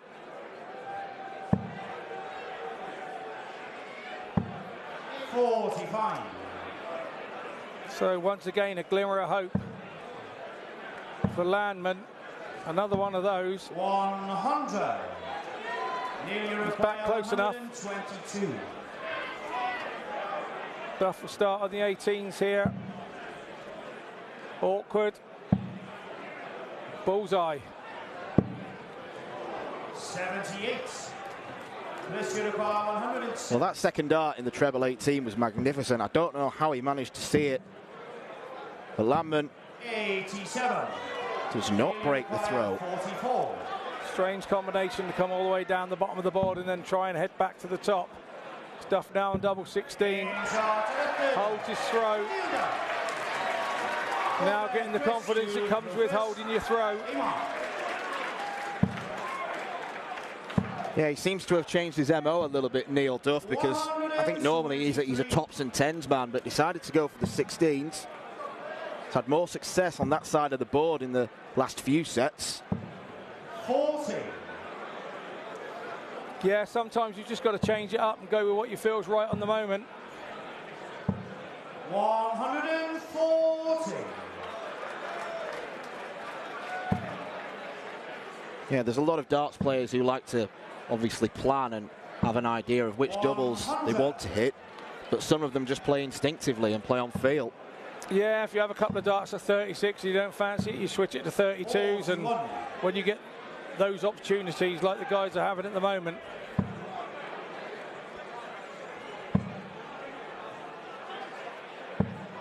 $45.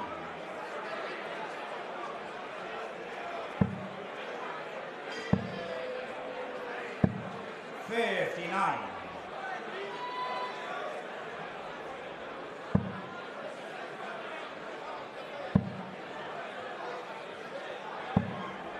38. Press Europe 138. Will never be a poker face darts player, Neil Duff. 26. Two poor visits from Landman, where he's a country mile in front. Absolute country mile in front. And Duff is now right back on his coattails. He was a country mile in front, but the countryman may have to find something special. 96. Europe 138.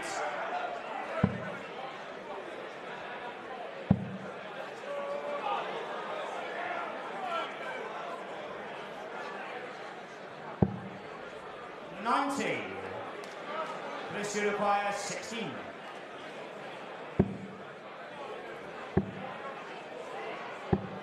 8. When you're that far away with your first dart, it does your confidence in. To nudge ahead, 3-2. 32. Neil Duff can't manage double 16. This requires 8. Back in that 21 dart plus route again. Good marker. Two good markers. No score. Neil requires 16. Duff mops his brow. The biggest darts in the match so far. Double 4. Proud ooh and ahhing with every dart. And that can get on your mind as a player, I can tell you. Landman has a quick look over to his people, go, what's going on? He can't get any closer. He cannot get any closer, but hit it.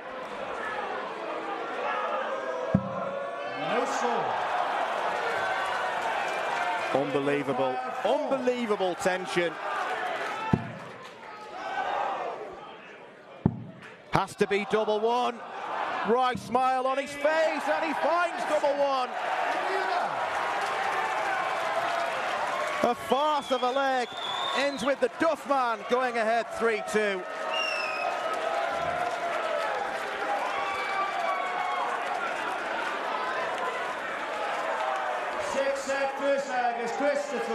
Okay, Scott, if you're in Chris's position now, how do you compose yourself and recover? You're going at a 180 or something to start in the middle of this leg and forget what's just happened. But that is a very difficult forget. That was big moments, big turning points. Both had many moments and chances, but only one took them. And those are the bits that he'll remember.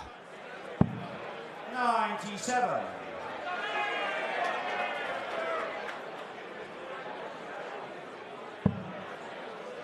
I'm not going to say it, not going to say it. Well, Elvis is in the building. 60. You did hold out for nearly 3 seconds, yeah. Mate. Well done. A lot of restraint. A lot of restraint. 60.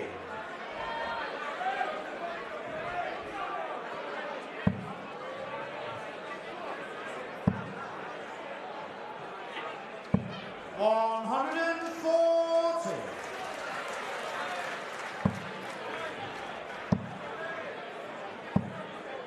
100.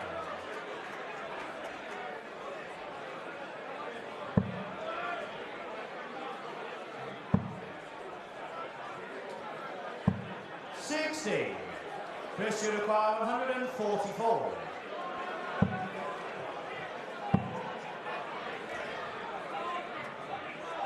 That is wow dart and a big one. 112. Good recovery.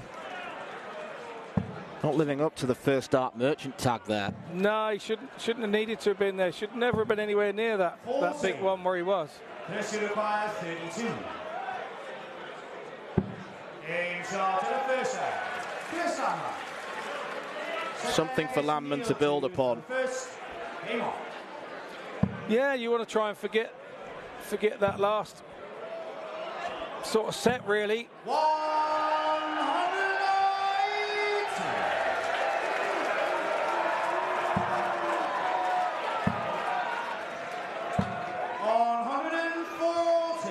Good response from Landman now. Duff has to back that 180 up. 60. Yeah, sorry viewers, I got my leg wrapped around Danny's 60. headphone wire there, and yeah, nearly pulled his head off. Quite amusing for us. You couldn't see it where you were. We're back with the game now. Do apologise. 95. Yeah, we've already both tripped up over these wires when we've tried to get up off our seats.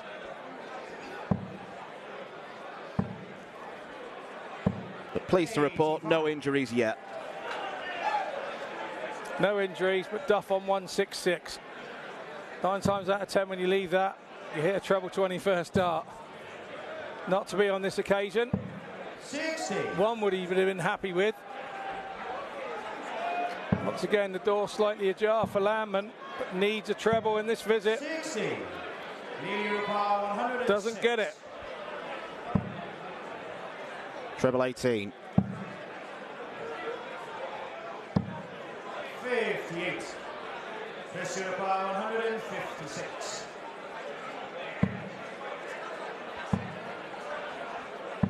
Right all over the shop now. Somebody needs to steady the ship here. And that somebody is Neil Duff. It's exactly what was needed. It's kind of getting a bit scrappy. I know the situation's tense and tight. 60. There we go. Duff now taking control of the situation.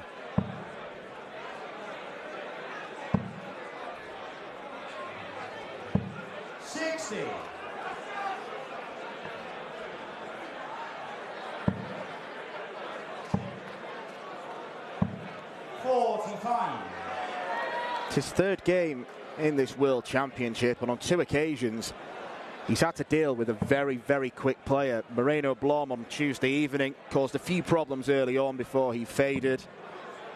And now it's Landman tonight. 85. You think maybe the pace of the game isn't suiting him?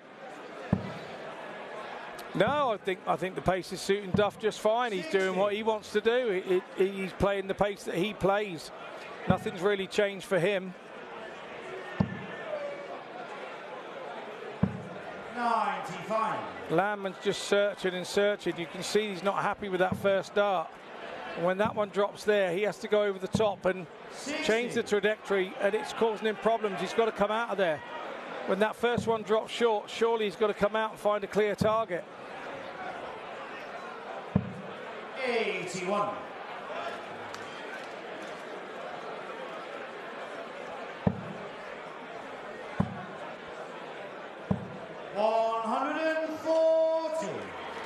Much better from Landman.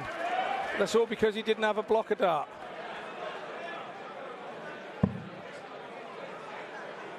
$140 is the ticket for Neil. And he's going to get it.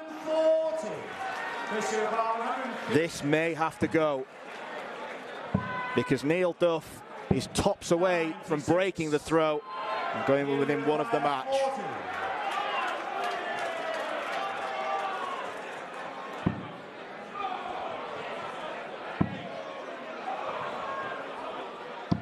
And there it is.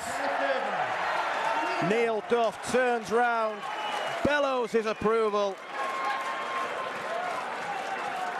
Fourth leg is Neil to throw first.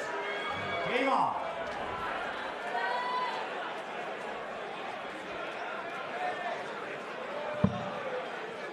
He has got the aura of a champion. 95. He sure has.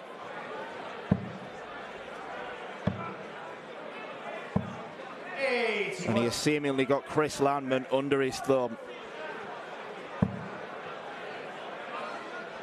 He has now, and he's sprinting for the line.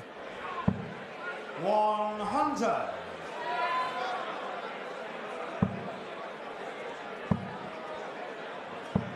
$85.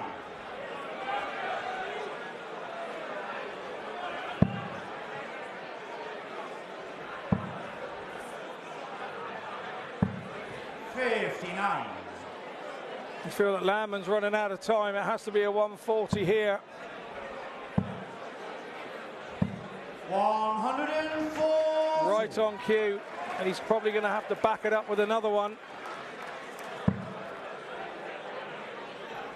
Depending on what Duff does here. 100. Super last start from Duff. Keep the pressure on. Well, that's the 5 off. Has to stay straight. Nearly require 147. Not enough.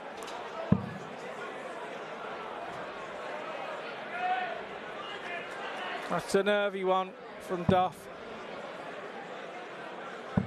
81. Solid stuff at the end there with the last dart. Oh, he went across. Maybe the better shot would have been to stay straight. Even if it is a dodgy dart at double 15. Neil Duff is 66 points away from the semi-finals. Double 18. 30. He's millimetres away from the semi-finals there. Landman, this has to go.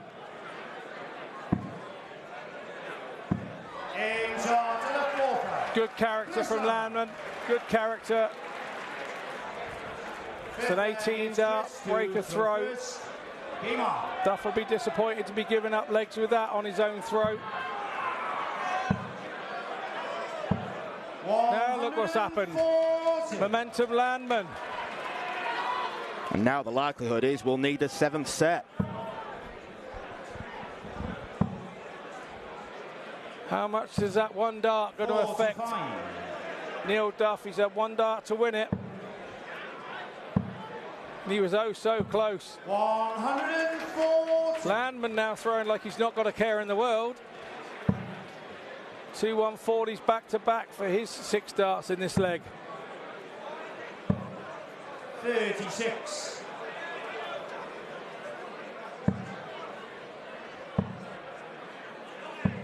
$100.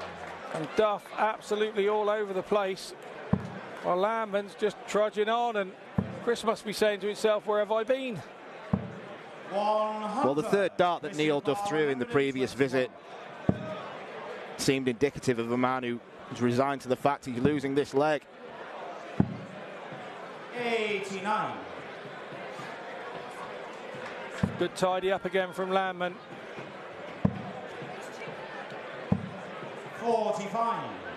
Pressure required 32.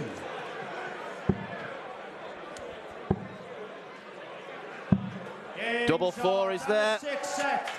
Chris Landman. And we are going all the way. 7th and final set. His first leg is Neil to throw first. Game on. Neil Duff is thinking right now he should be having photos with fans celebrating a victory. He should be shaking Landman's hand. 45. He should be preparing for a semi-final. But darts doesn't work like that. 57. And Landman goes back to throwing a split second slower. Losing the momentum a little. 40. Lobsters don't know what to do with themselves now. They're so into this. 97.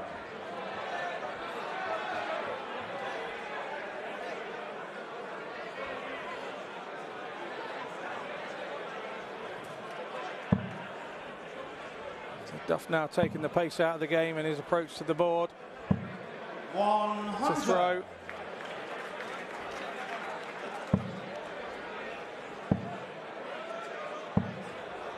Landman's got the problem again where his dart is too low.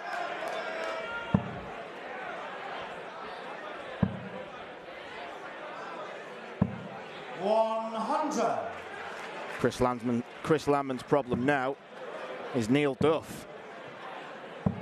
140. Still not enough to get him to a finish.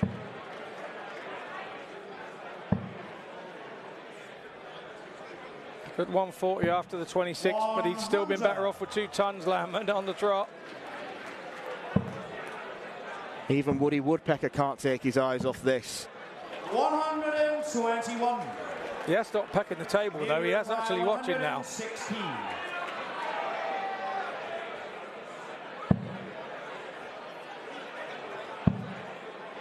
Back up to the old faithful. In charge on the first leg. Neil Duff with a champion checkout. Second leg is Chris to throw first. Iman. 140. That was Neil Duff's first ton plus checkout of the match. What a time to do it.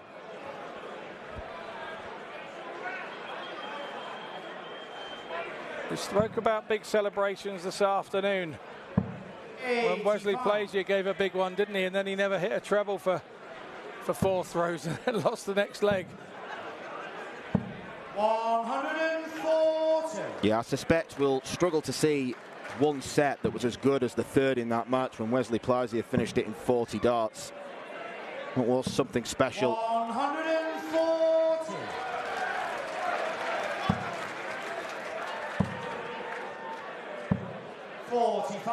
It also shouldn't go unnoticed after that match. We did have a few issues with our scoreboard, but according to the averages, Dennis Nilsson, highest of the tournament, over 97. Right. 55.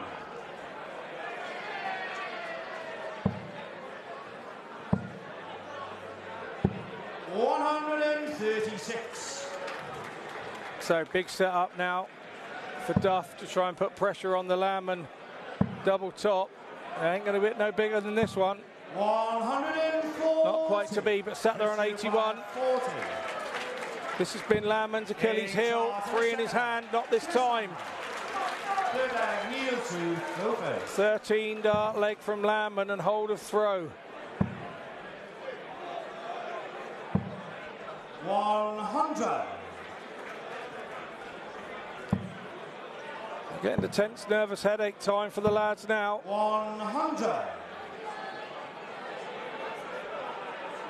Some bumblebees in. Suppose it's better to be in the warm than out in the cold this time of year for the bumblebees. 100. Yeah, it is chilly. Not quite as Baltic as it was at the start of the week. 55. Once again, Landman with that short dart. Under the treble 20. 85.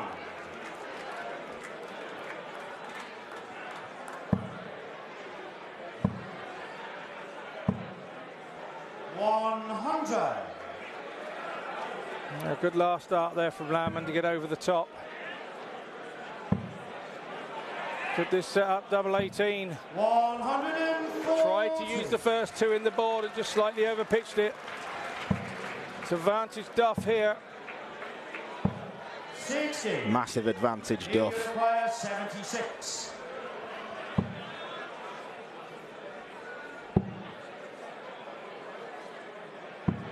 56. No huge deal to miss tops. 40. Especially with Landman coming up very dry indeed.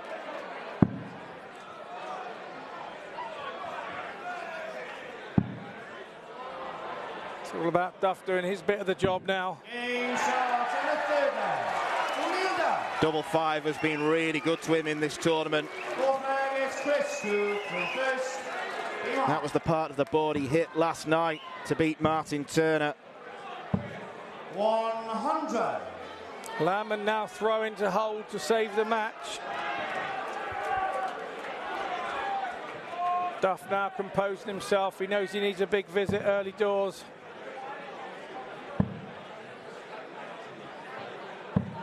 $100. Could have liked more there.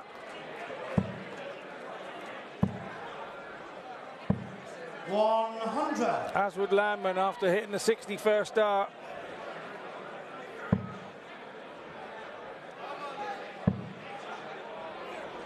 First mistake. 43. And no treble. So Landman now has to hit. Has to hit. 60. And he doesn't.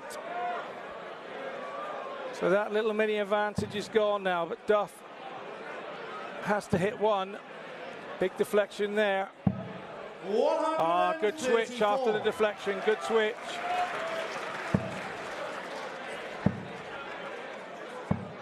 Oh, Duff would have been stood behind Landman there thinking, I'm in here, he's missed, and he lands one right in the top left-hand corner. 60. Duff goes to the well and comes up dry. So it's 1-4-1 for Landman. Go back now to the treble 20. 164. Treble 18. What a way to win this would be. For the highest checkout of the tournament. Landman spurts. He looks at the screen. Neil Duff making sure he is properly prepared. 139. When that left his hand, he must have thought that had a chance. 36. Big moments, big moments. Right in the top corner. Whoa, right in the top left-hand corner. We've got ourselves a one-leg shootout. Final leg is Neil to first. Game on. Now the bull-up in the back room comes to the advantage. 100. Nothing a given in this situation in darts. 104. It's a sport that tests the skill, it tests the stamina, and right now it's testing the nerve of Neil Duff and Chris Landman. 140. Super response from Neil Duff. That is big. 100. So we're none the wiser. We're even Stevens after 6 darts. Duff looking to kick on. 140. And he knows how big that was.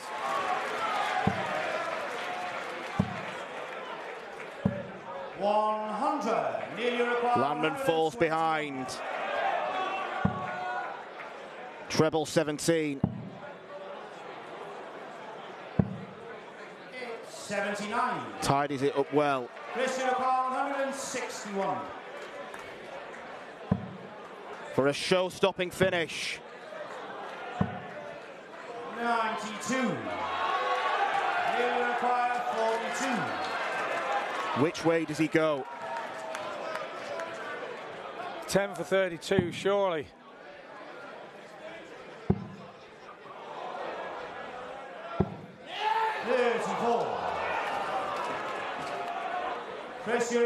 What more can we say? Landman still with work to do here. 2 darts at double 6. Only needs 1. Chris Landman is the first man to beat Neil Duff on the Lakeside stage. He had to survive 4 4 match starts from the Ulsterman, who is absolutely devastated, loudly berating himself when he missed those 2. It was Landman who ultimately kept his cool. What a confidence boost that will feel for the Dutchman, who becomes our 3rd confirmed semi-finalist in the men's tournament. Duff devastated, Landman thrilled. He has beaten the Duff man by 4 sets to 3.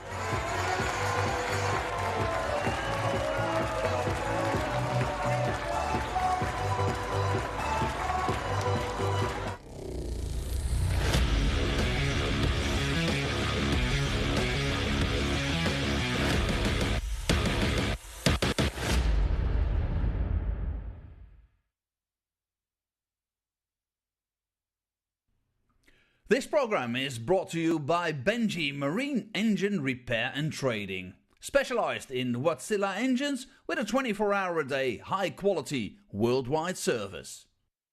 And by Hemeco Storage Systems, your one-stop storage system solution with over 100 years of experience. The 45th annual Win More Fleetwood Memorial Las Vegas Open will be held from January 19th till the 21st. Sin City welcomes you to come and play in the entertainment capital of the world. Both men's and women's champions will win places at the 2024 WDF World Championships. The Romanian Darts Festival is from January the 26th till January the 28th. Come join the party in Bucharest.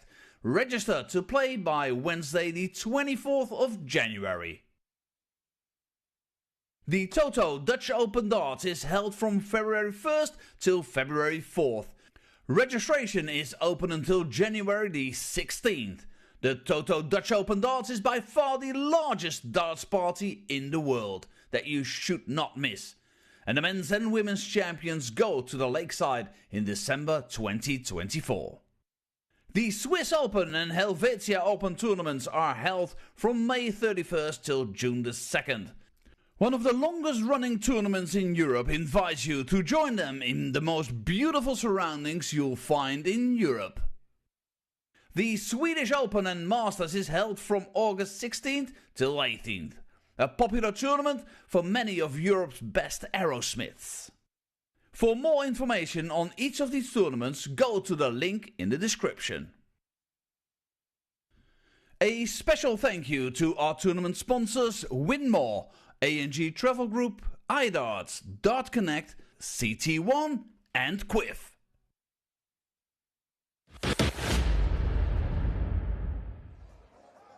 Welcome back to Lakeside for our quarterfinals night here at the WDF World Championships. Well, if you missed that, I don't know where you were, because that was a 7-set thriller. Our reigning champion, Neil Duff, he is out. And Chris Landman, he makes it through to the semi-final for the first time in his career. I mean, Neil, he actually came out strong in that 5th set, and then what happened? Yeah, he came out and he held his throw, which hadn't been happening, and he held it quite comfortably, 3-1. And then he had chances. He had a match start. I think it was at double 18, 66, missed it. Landman then goes 2-2, and then absolutely blitzes the last leg, and before you know it, we're at 3 sets each.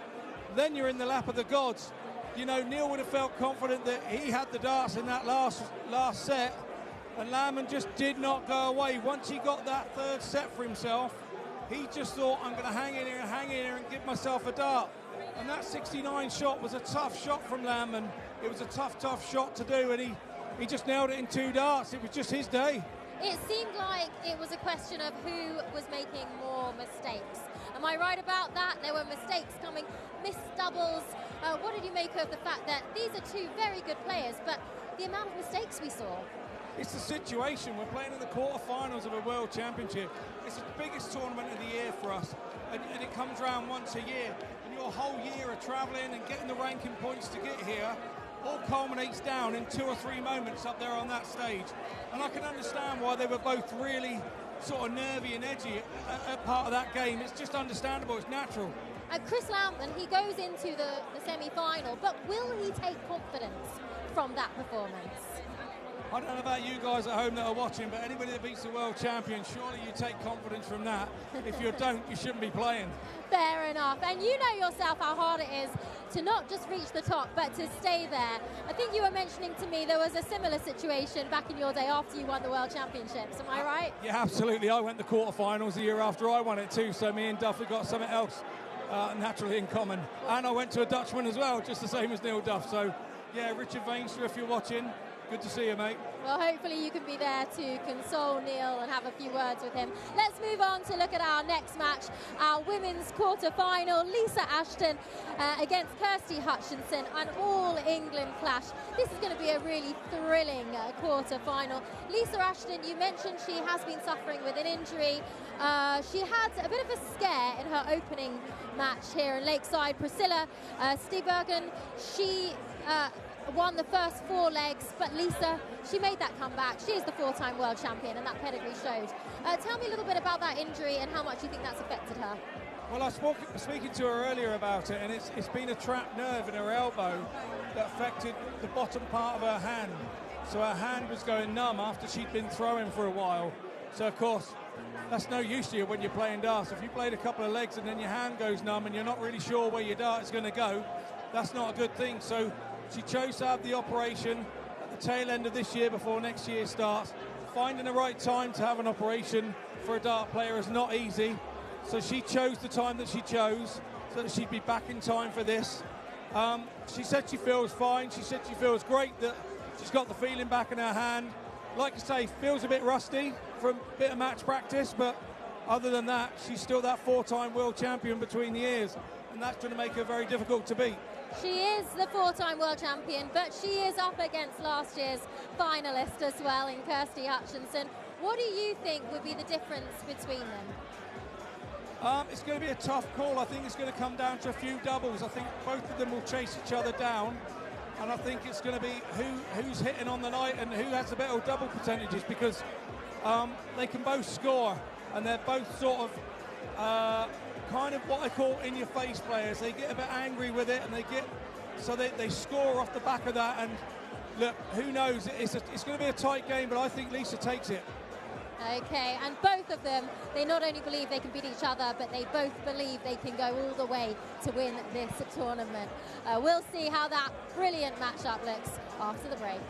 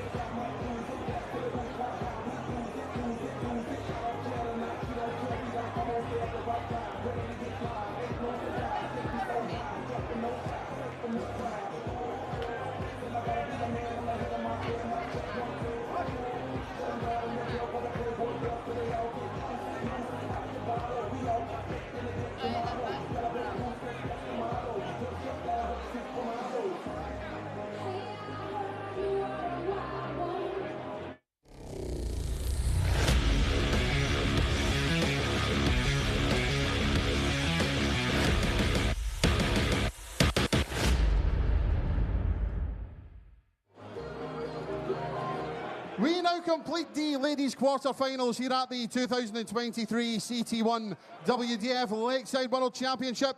And we welcome back to the stage last year's Lakeside World Championship finalist, the reigning Bruges Open champion from England, Kirsty Hutchinson.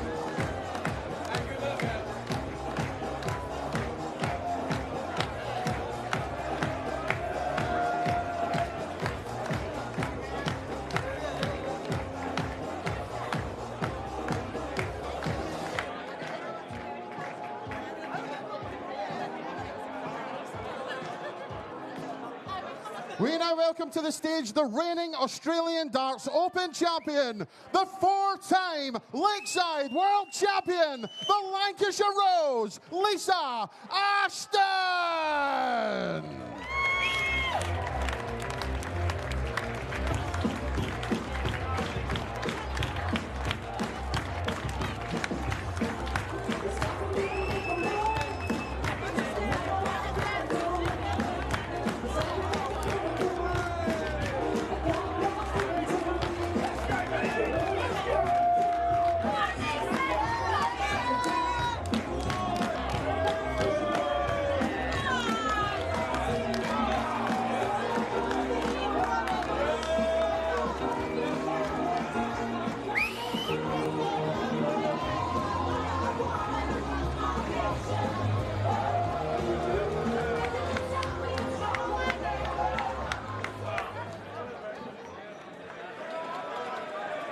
The legendary Lisa Ashton is in the quarterfinals of this wonderful Lakeside Championship. She was put under plenty of pressure by Priscilla Steenbergen, the last of the 72 players in the men's and women's draw to take part in this year's tournament. She's had to take a watching brief for most of the week, but she got back into action last night. Steenbergen took the first set, but ultimately the quality and experience of Lisa Ashton shone through. Been a mixed few months for her. Elbow surgery means she's not being able to practice, not being able to get as much match practice as she would like heading into this tournament, which she is looking to win for a fifth time and a first time since 2018. 53 years old now, but she's still got that appetite to play darts, winning in Australia earlier this year, the highlight of her year. But Kirsty Hutchinson is someone who is no stranger to the Lakeside stage, reaching a final last year before ultimately losing out to Bo Greaves. She is a big scorer, and she will give Lisa some problems if she can tidy up the doubling. Scott Mitchell is with me in the commentary position, and Scott, we both think that it's going to be a very tight game, but I think you're backing Lisa because of her extra experience. 45. Yeah, I am. But at the time, I didn't realise that Kirsty had won the throw, so that's kind of a big advantage. Kirsty's been around an awful long time through the youth 69. Movement, and she's been a friend of my daughter's for years, and she is starting to develop into 60. One classy player.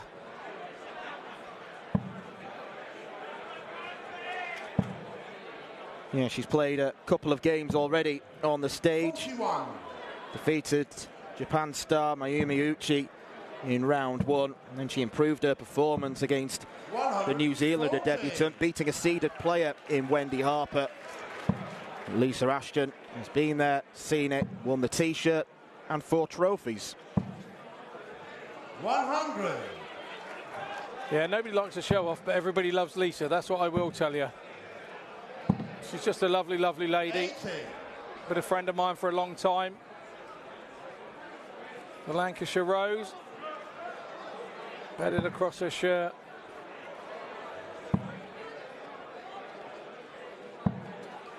We'll give a shout to our referee, Christian Sorensen. 5th referee to take to the stage today, making his debut from Denmark. 60. He's slotted into the team very nicely.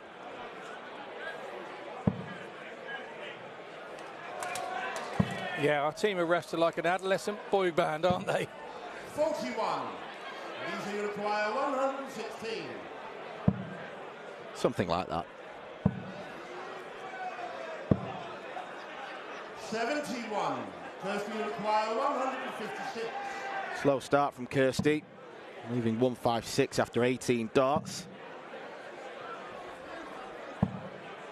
38. On her own throw will be the worry. 45. She's not got to get too frustrated. 13. Kirsty, you require 118. Treble 20. 94. Good last start there from Hutchinson. 32 for Lisa. 24. This has always been the strong part of her game, was the doubles for Lisa. I said I thought that would be the difference at the start of the game. Kirsty Hutchinson. Second leg. That'll give Kirsty a little bit of a G up. Yeah, I said slow start for Kirsty, but she won't care about that now because at least she's won the first leg.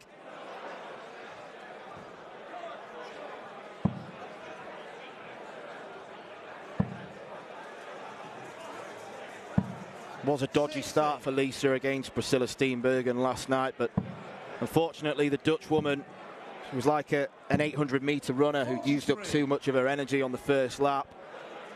Lisa came roaring back.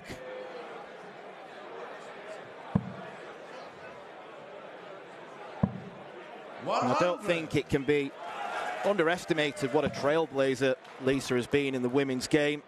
First woman to win a tour card on the PDC. First woman to average over 100 on telly. She did that in the UK Open against Aaron Beeney. Someone that plenty look up to. I'm guessing including Kirsty. 140. Yeah, I'm absolutely sure you're right.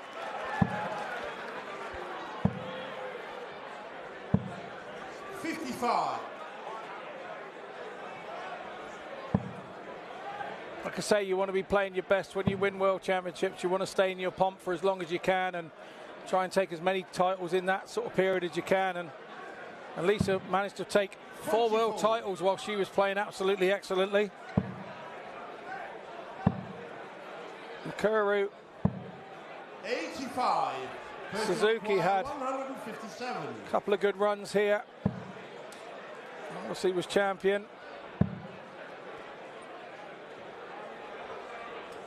Four different players she beat in those finals as well. Dita Hedman, Fallon Sherritt, Corinne Hammond and Anastasia Dobromoslova need to make do with the runners-up prize. But now it's Lisa under pressure. Kirsty will require 100.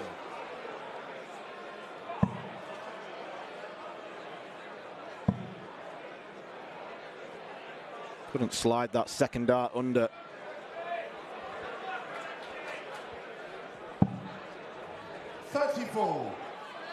Lisa will require 96. 2 stabs at the cherry. That one way under. 71 to treble 17. 42. Kirsty will require 66.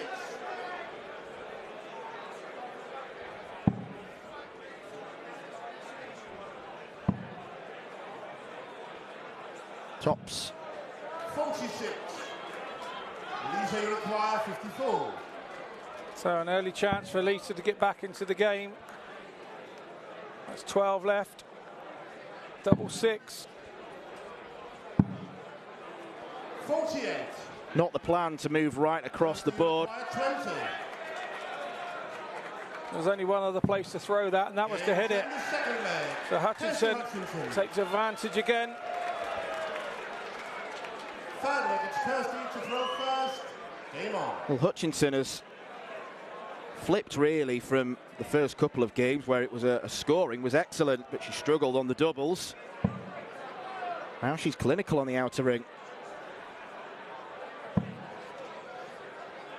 Didn't quite get that one sat in her fingers correctly, so dropped it.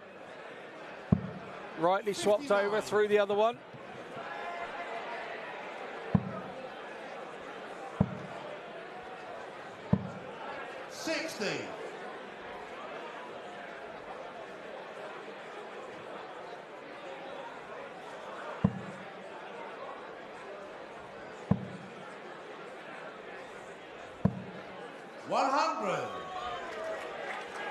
Could have been an awful lot more, that. Lisa just not finding her range yet. 41.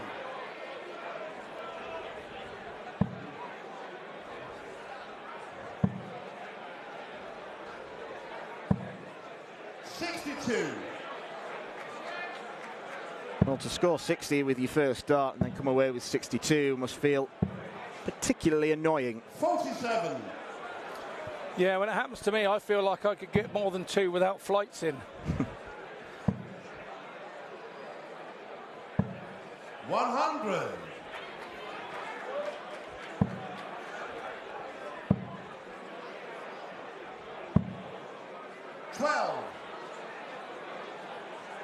Check, Lisa's last score was 9. Oops, a daisy. It's never the big shots you get wrong, is it? Never the big scores that you get wrong. Well, because you never expect a player of Lisa Ashton's calibre to only find 9, but this has been a real struggle for her. There are extenuating circumstances with her having her surgery recently. I don't know how comfortable she's feeling. Kirsty will require 80. It's not looking good.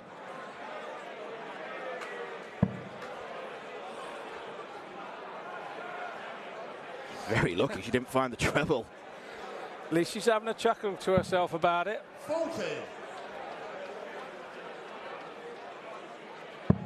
She has time, sorts it out. 96. Kirsty, you require 40. Thinking there from Ashton.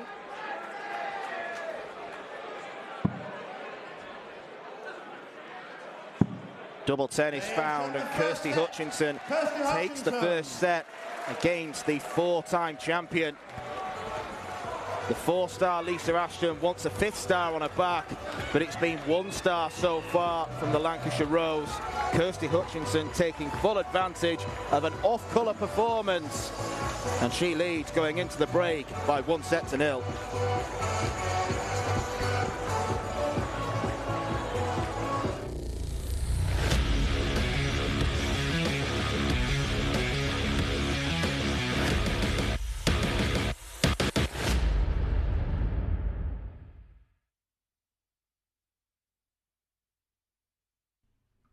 This program is brought to you by Benji Marine Engine Repair and Trading, specialized in Wärtsilä engines with a 24-hour-a-day, high-quality, worldwide service.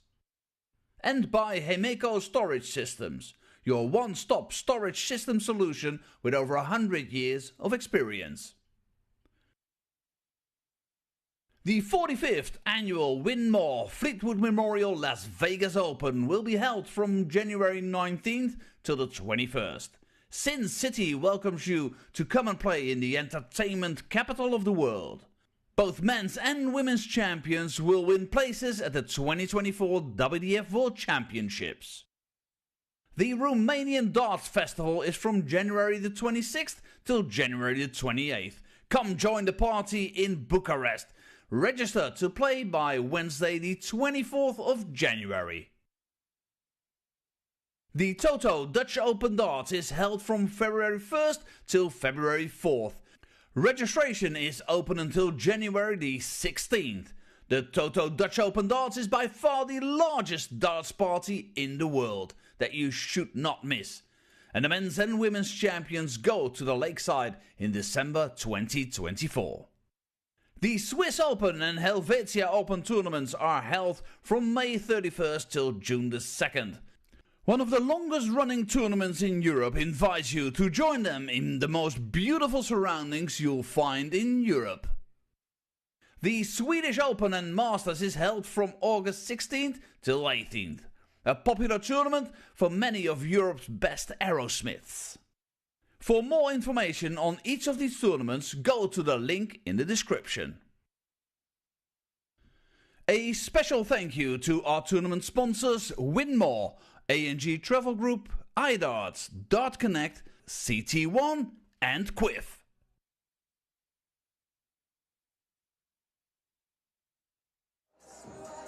Welcome back to Lakeside. It's not looking great for our four-time world champion Lisa Ashton. Youth seems to be leading over experience as Kirsty Hutchinson is up 1 set to nothing. Well, it didn't start that well for Lisa, and it seemed to carry on the same way. What happened? She missed a couple of doubles there early doors in that first leg, and it seemed to have dented her confidence. I mean, when you've had this operation, that would have just got her going if she'd have hit that double, but she didn't hit it. Kirsty got to come back and she hit it, and she hasn't really looked back since. Lisa's then struggled a little with the scoring, struggled to find her range. She's been going downstairs on the 19s. It's not Lisa like that, but she would have appreciated the break at the time to have been back out there to her people. They would explain to her, they would be calming her down, they would be telling her that there's not a lot wrong, you just missed here and there. And this game is still here for her. She's a four-time champion. She can get 2 sets on the drop. But let's not take anything away from Kirsty.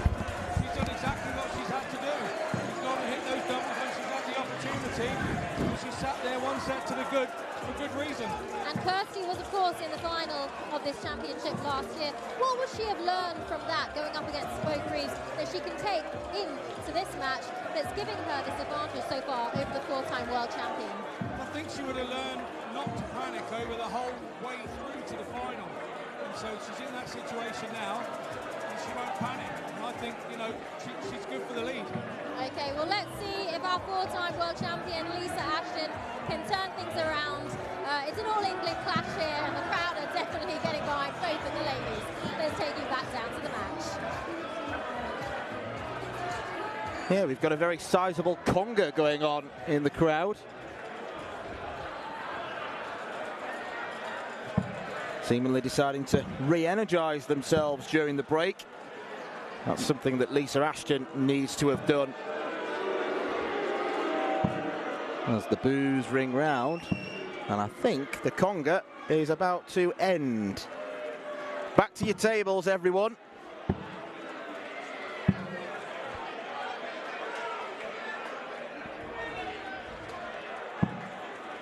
Solid start from Kirsty Hutchinson. Without really finding her range on the treble 20, she has not been put under enough pressure by Lisa Ashton. 3 from 5 on the doubles for the Durham thrower. 100. The Lancashire Rose needs to blossom into life. It was a really costly first leg for Lisa Ashton, missing 5 darts at doubles. 81. The 16s and 8s proving troublesome. But she is a player made of tough stuff. 120. More misfortune with the bounce out. She does use quite bulbous barrels, does Lisa. Probably a bit more prone to bounce outs. 36. Usual skinny setup from Kirsty. But Scott, Lisa Ashton has got a work cut out, because Kirsty Hutchinson is looking good on the outer ring, and Lisa just hasn't found any sort of rhythm. No, absolutely, and it's most unlike her. 100. But we've got to remember, you know, you're not going to give too much away in the back room about how your elbow is and how much practice you've been able to get. And she just looks a bit rusty. She played in the ADC Women's Series finals the other day at the Motor Slides Lounge, and she lost in the semi-final that day to Dieter. 136.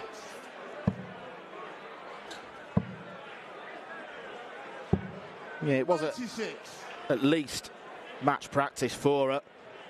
Something she can take. And she's made a pretty good start to this first leg after the break. 100. Lisa, you require 40. Tidies up tops, and she's on the board. That's more like Lisa attacking the double. Rather than throwing and hoping, she attacked that double. Much better from her. She's also one of those that she stands back from the oche. She stands a couple of inches back from the oche from 8 foot, and the story goes she used to play darts with her brothers in the bedroom, and their board was up behind a bunk bed that was 8 foot, so they could only stand at 8 foot and throw. And so she continued to do that for the rest of her career. She has. Wow. I don't know whether having an arm operation has changed any of that. So that's why she's looking down and checking her step, basically. Absolutely, yeah, absolutely. She always does it. Puts her foot to the oche and then slides it back a couple of inches, and then she throws from 8 foot, and that's where she feels comfortable. Show off, Lisa Ashton. Is 7 foot line not long enough? Or 7 foot 9.5, is it? Well, obviously, I should know this. Yeah, yes. 41. 7 foot 9 3/4, I believe it is.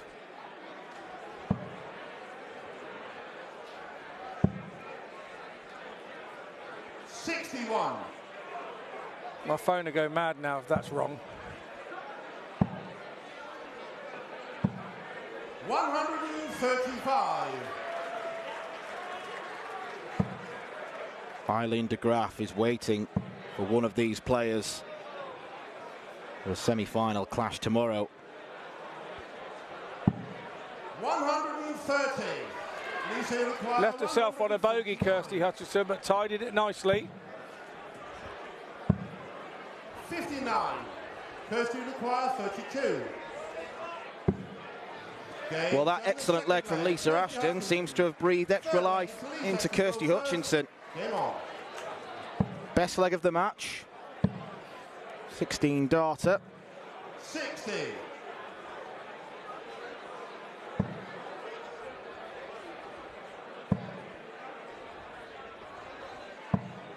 60.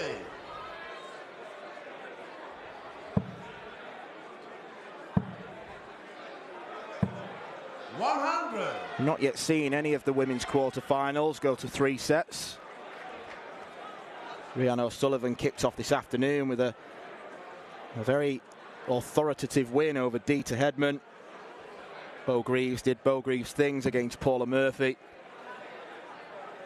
Eileen de Graaf, the aforementioned Dutch woman, was too strong for Lorraine Winstanley.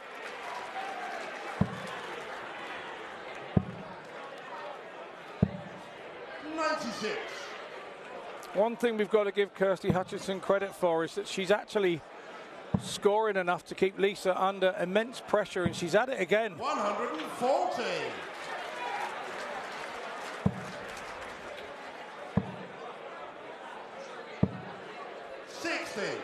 Down to a big finish after 9 darts.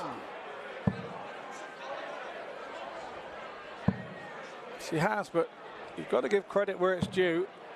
60. She's worked hard on the Ashton throw to turn it round.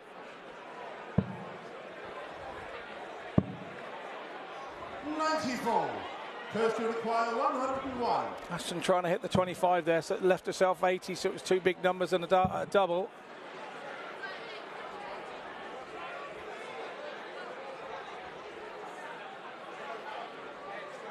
.62 left, Kirsty. 49.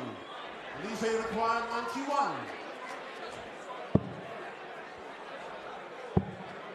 Back to the ball. 51. The first dart was in perfect position as well, as she could have glanced off it. Not to be now. Hutchinson, we know how good she's been on these doubles. Double 10. 42. Lisa, you require 40. Not particularly close. Neither were those 3. Kirsty, you require 10.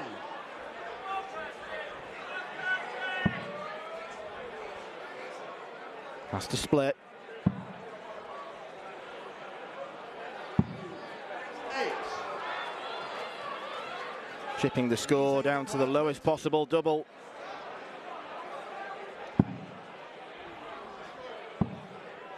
Ashton in the same problem here. 16. Chasing round after that double. Both women shaking their head.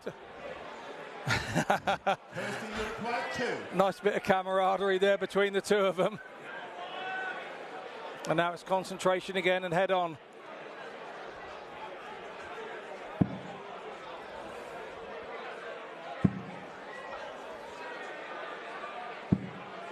No score. When you're going for double one, you want to make sure you're up with the first dart. You don't want to be going inside and carrying 2 darts to the board to retrieve the first. You want to make sure you use them all. Lisa's got to adjust right across. Oh, what a lark, what a dart. Usually when you have to make that much distance and cut across the oche, it makes it an even more difficult dart. It's further away. 45. Maybe Lisa liked that because she likes chucking from further away, maybe, I don't know. Yeah, that could be a challenge for it. Right from 9 feet, then 10. Probably still be good.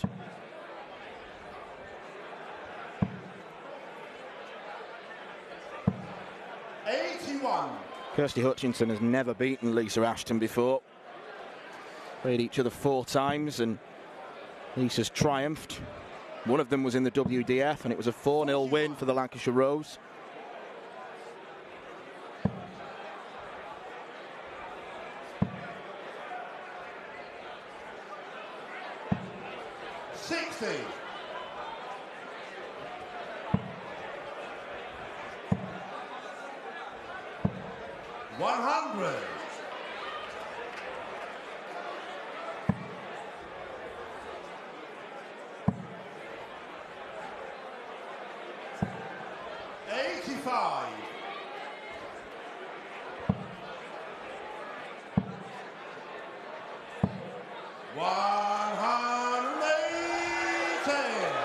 First 180 of the game belongs to Lisa Ashton.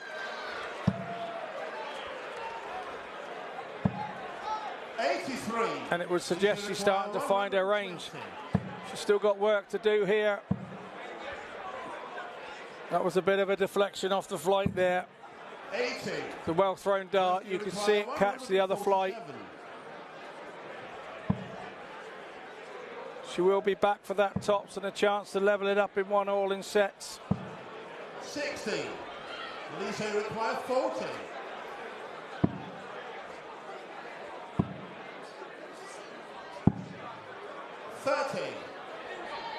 Kirsty, you require 87. This is usually her strong point.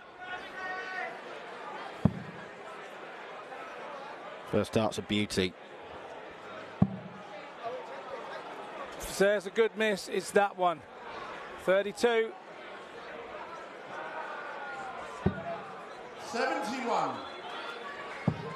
Lisa, you require 10. I think we can see what she thought of that. Yeah, real snatch of the darts out the board. 5. Kirsty, you require 16.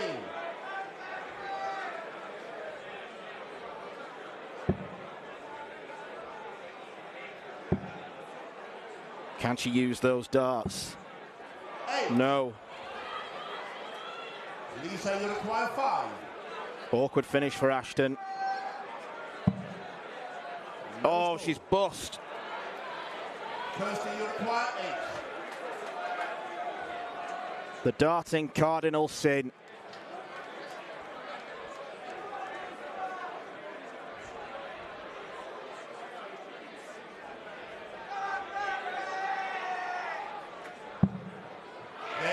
No mistake from Kirsty Hutchinson.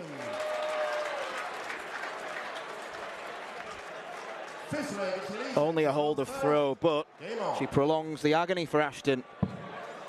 Yeah, and of course, Lisa knows she had lots of goes at that one. 83. And it's how she reacts now in these first sort of 9 darts here.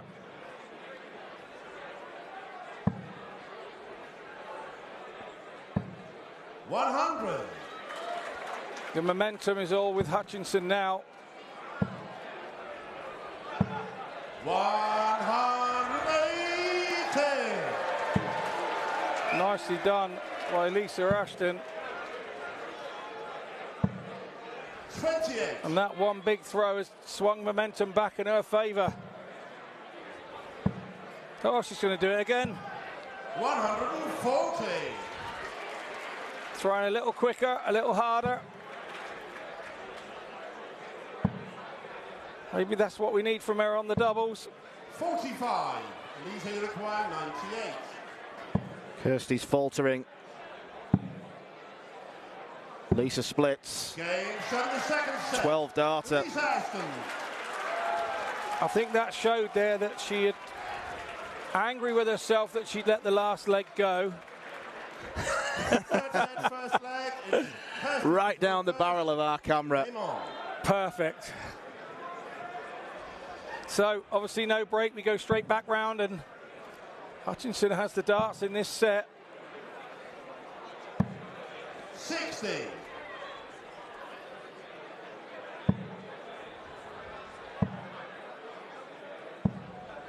$123. Yeah, she's really flinging them in there now.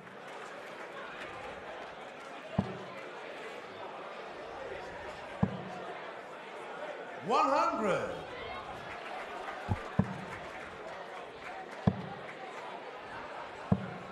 $140. Definitely found her range now, Dan. Absolutely. This is right game on now. This is best of 5.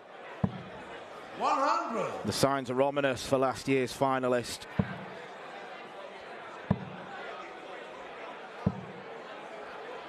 $55.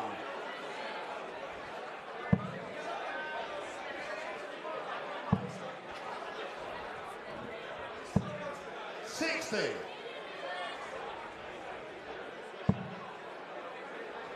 Just about to say needs a treble to get away. 99. That's exactly what she does.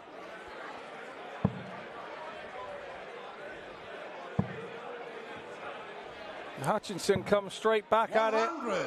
Lisa, you require Nicely done by 84. Kirsty. Game 7 the first Successive leg. legs Lisa Ashton. in 26 darts. Second leg, it's Elisa to throw first. Game on. She has completely transformed her performance.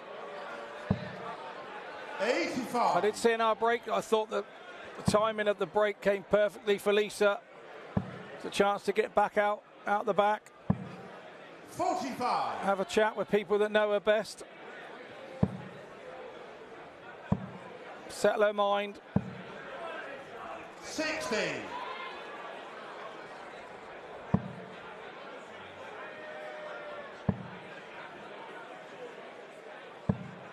$60.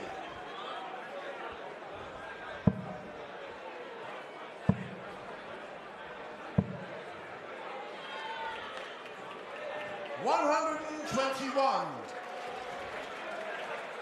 Christian just taking a closer inspection.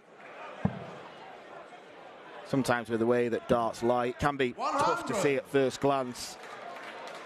We didn't want VAR involved, do we? Absolutely not.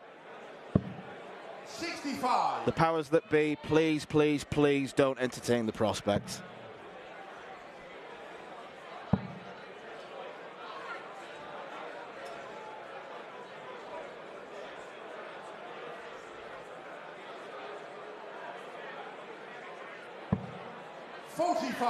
One of those moments where we don't need to add anything. You know exactly what's going through Kirsty's mind. We've seen a couple of those moments in this match.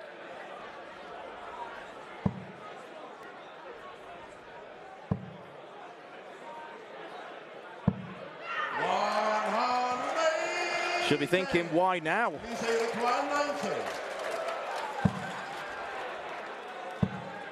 Spirited from Kirsty, but quality from Lisa Ashton.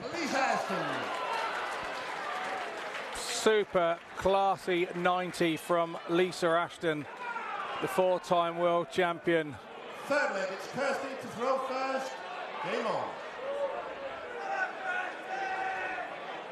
Kirsty Hutchinson now has to win 3 straight legs.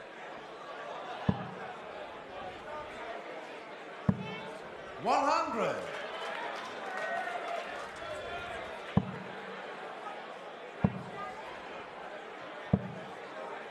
41.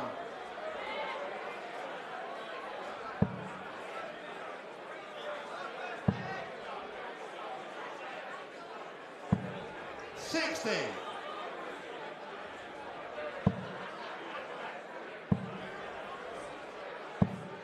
100.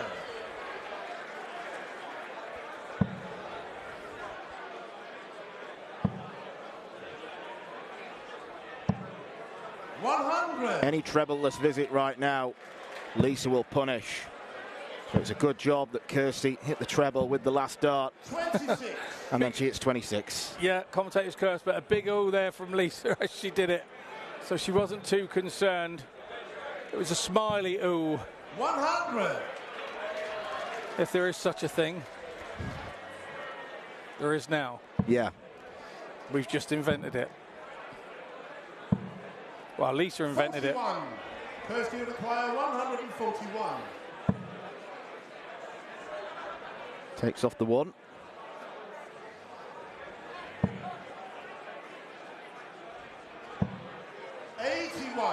Yeah, good last from Kirsty Hutchinson there. Squeeze that one over the top. 63. Kirsty will acquire 60. Plenty of room for tops. All the room for tens. And there it goes. Bo Greaves stayed on and watching there. 140.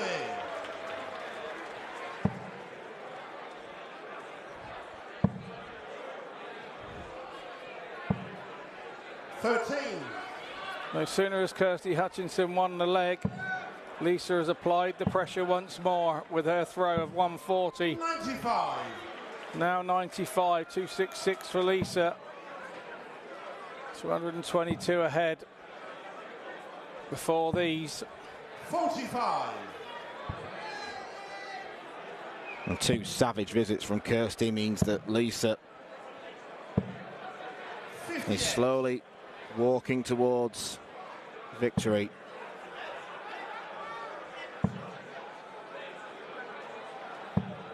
$100.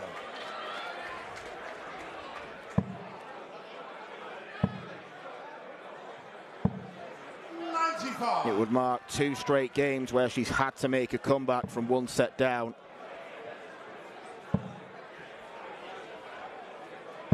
She is a proven winner. Lisa require 113.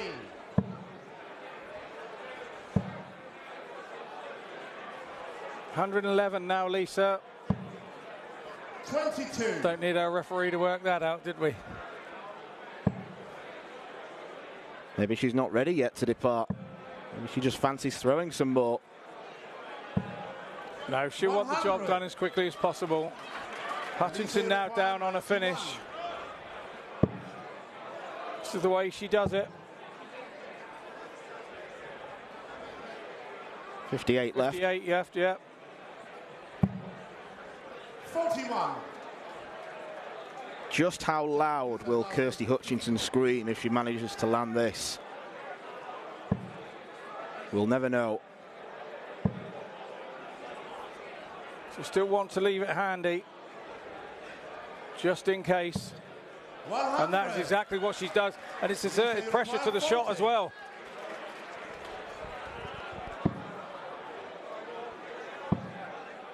Double 10. 30. And that's exactly what it did. 46.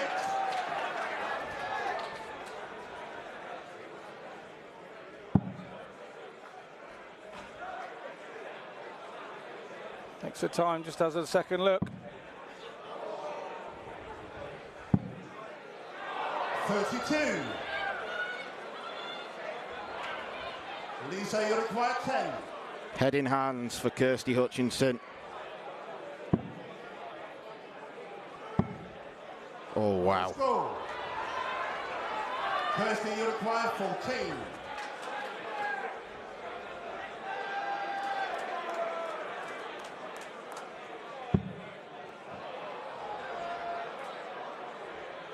Single 3. for double two. 12. Your heart is racing in those moments. The blood is rushing around your body. The adrenaline makes you throw harder. No Lisa score. does the same again. Kirsty, you require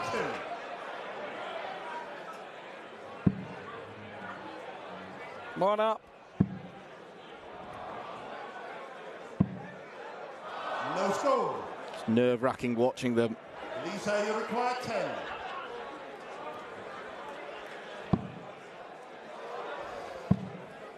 Double two. 8. And on we go. Kirsty, you require 2. Here's Rog, Lisa's manager.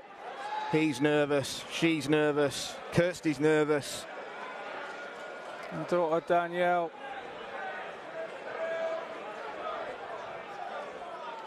Sure Lindsay's watching at home as well.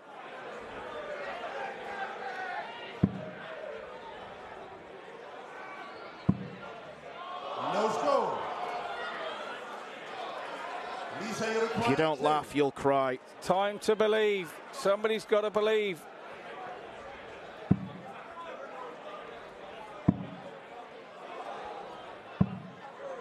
No score. I'll now make that 12 missed starts for Lisa you Ashton. require 2. And I think 8 for Kirsty. Make that 9.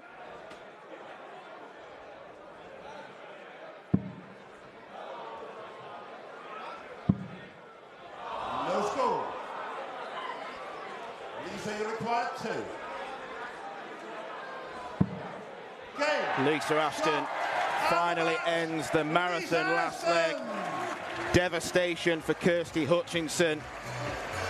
It was such a nervy ending, but Lisa Ashton finally shows what she's made of. She can barely celebrate because she knows it's not the way that any player wants to win a darts match. Kirsty Hutchinson will not repeat her final showing last year. Lisa Ashton is still in this. She is a 4-time champion and she is hoping to become a 5-time champion to get that extra star on the back of her shirt. Lisa Ashton beats Kirsty Hutchinson 2-1. Coming up after the break, we have got our final match of the evening session, the final quarter-final between Classen and Danny Labby.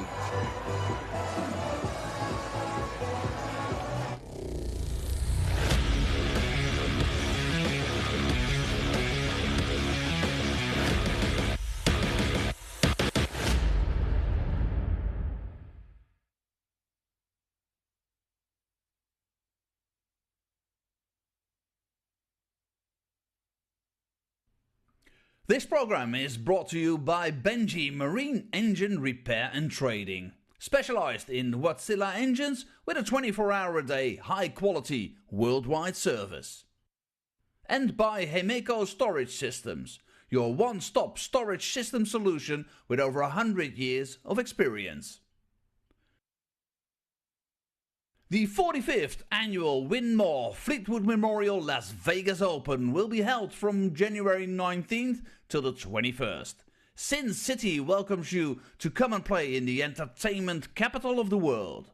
Both men's and women's champions will win places at the 2024 WDF World Championships. The Romanian Darts Festival is from January the 26th till January the 28th. Come join the party in Bucharest.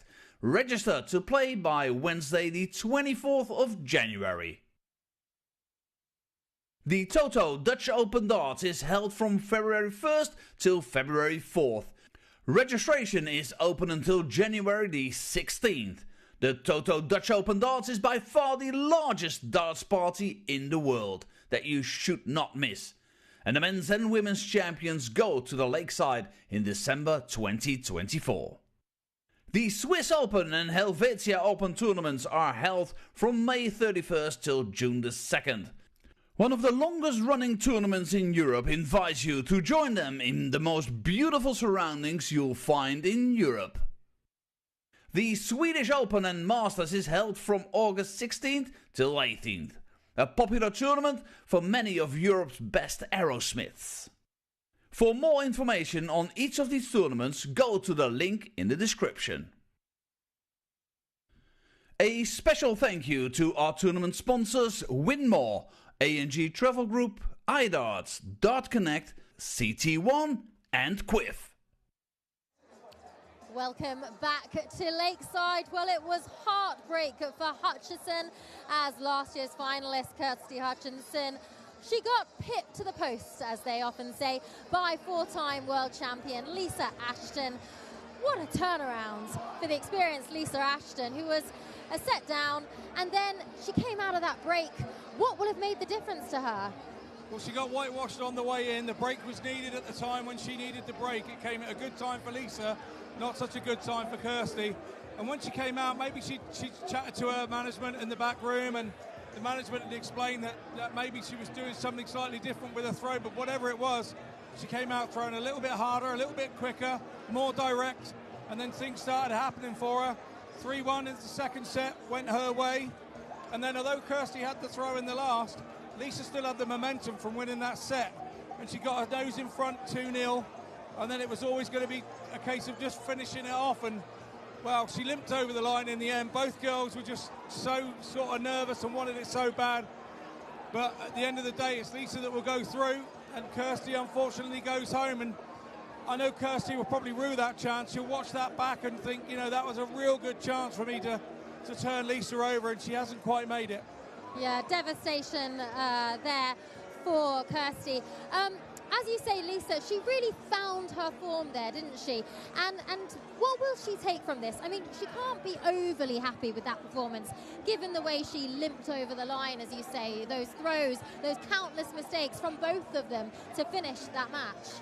That is the problem. When that's the last piece of the game that you remember, you know, that you limped over the line, you forget all the good things she did. She started hitting 180s, she started cover shooting and hitting, so she'll forget all that unless she watches it back. And I know the chances are she probably won't watch it back, and she'll be working on her doubles next time she comes in tomorrow for semi-finals. Bo Greaves also stayed to watch this one from the audience. What do you think she will have thought watching that? I don't think Bo worries about anything, to be honest. I think she was probably just here because darts was on and she was just having a look. I think she'd have stayed no matter who it was. Okay, well, let's look ahead to the last match of this evening, our quarter-finals day here in Lakeside. It is Danny Labby going up against the former world champion himself, Jelle Classen. Well, Jelle Classen, he won back in 2006, the youngest ever winner here in Lakeside. And Danny, well, he was an unexpected quarter-finalist. He beat his compatriot from USA, Leonard Gates. He wasn't expected to, so he'll have some confidence coming into this match against Jelle, won't he? Well, Danny Labby wasn't expected to win from the people this side of the water, but in America, apparently, he's got one over on Leonard more times than Leonard's got one over on him. So that may be why he played as he did. But the fact of the matter is he now takes Jelle on, and they're both very, very fast throwers.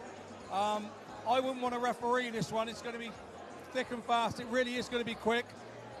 Jelle, he's really kind of, I don't like to say it because he's still a young man, but he's really rolled back the years of when he was here before, and he really found his range. He's quite a quick thrower.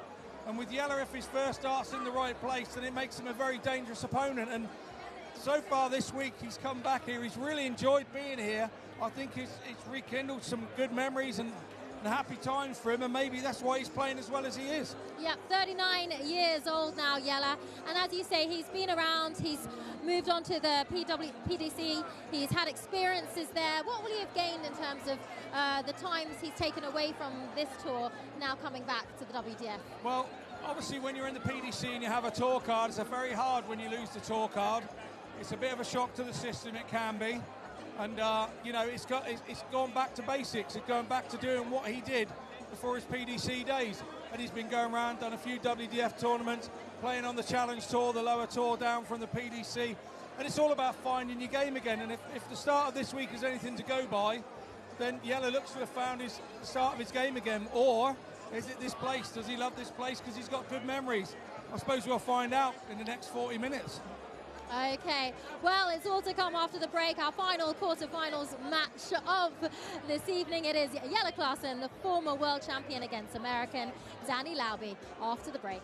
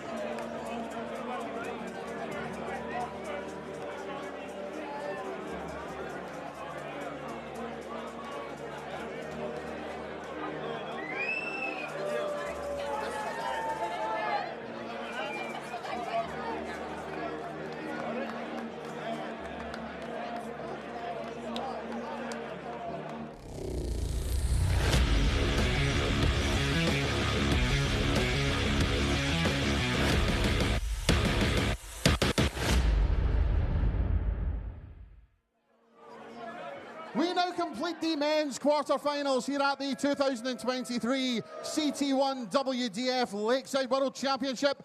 And we welcome to the stage the former Oregon Open and Seacoast Open champion from the United States of America, Danny Labby!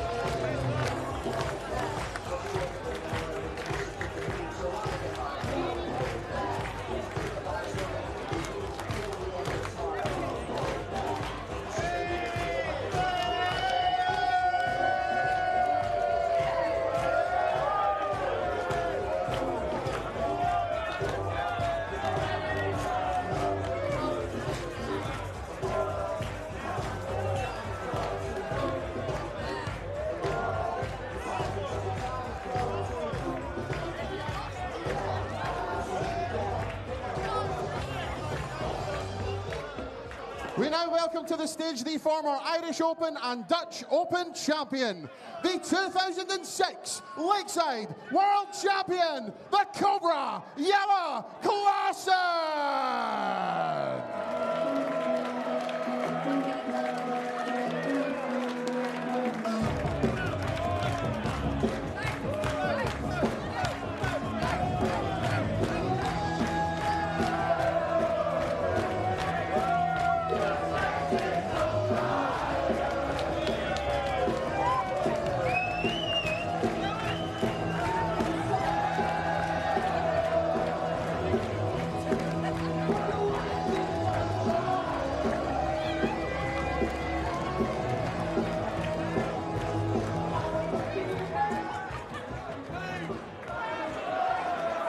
Well, I hope everyone is still feeling sharp. It might be 10 past 10 at night, but this game will keep you awake, alive and alert. Two of the quickest throwers in the World Championship field are about to do battle. Jelle Classen is looking to relive his younger days, a 2006 World Champion, beating the legend that is Raymond van Barneveld in the final. Since losing his tour card a couple of years ago, he's knuckled down, he's taken to the WDF field, and now a more experienced and more mature competitor is looking to become a world champion for the second time. It was easy work for him against Edwin Thorbjornsen in round 2, but he was put under massive pressure by his compatriot Denny Oldekolter. He survived a couple of match starts. In the penultimate leg, he took out a 1-3-4 finish on double 13, which is arguably the best finish of the competition. He faced pressure and he lived up to it. As for Danny Labby, it's been plain sailing for the man from Indiana. First leg, it's Jelle to throw first. He dispatched Jarno Bottenberg in the same time it takes to boil a kettle, 3-0. And then he similarly ejected Leonard Gates 82. by the same scoreline. Classen against Labby, a fascinating match is in prospect here. And Scott Mitchell, I think we may have saved the best till last. Yeah, I agree, and I think it's going to be fast and furious. 45. Could be it could be a point where they throw a little bit too quick and make mistakes. Danny Labby would have been over 75. the moon probably to be playing somebody of a similar speed as him. And Jelle probably feels exactly the same. Yeah, I think that's one of the reasons why it's such a great looking match, because the rhythm will suit both players. 57. Pair of players who you look at and you just wonder how they manage to be so accurate when they're throwing so quick. It's like they're not even setting themselves. 87. And again, we all hope that that brings the best out in each other, and the cracking contest that it looks on paper. 180. And there's the first example of Danny Labby's massive scoring power. 100. It took him 18 minutes to beat Jarno Bottenberg, and that included a break. Just goes astray when looking for the 20. 87. Double 9 for Jelle. 78. Danny you require 40.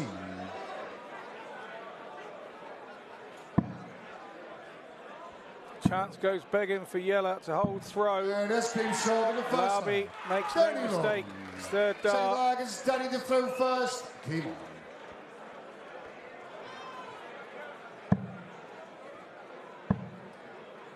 Third match in a row that Danny Labby lost the bullseye in the back room.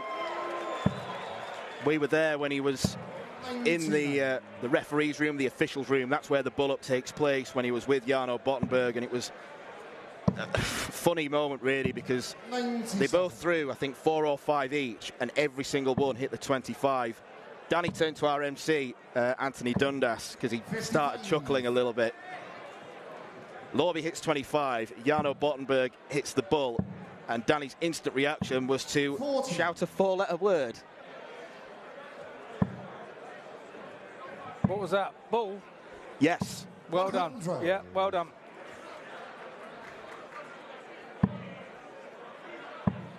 Real exuberant character. 16. Someone who sacrificed so much to come over here and fulfill his darting dreams. He's got a wife and child back in the USA. 16. And he plays darts wherever he can. Big player on the ADC circuit. Scooping big titles because he is a real draw in those tournaments. 15.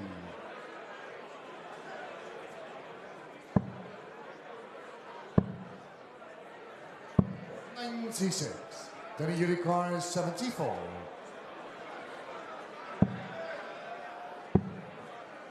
Tops. 34. Yellow unicorn 91. Tops. 71. Then you require 40.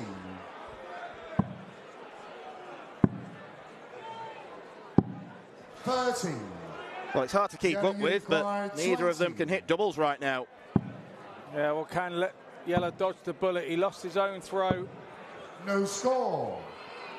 Danny Unicorn 10. Busting on the bullseye. Very flashy. Absolutely class start. So chasing around the board again. And that's been short in the second half. Danny Labby.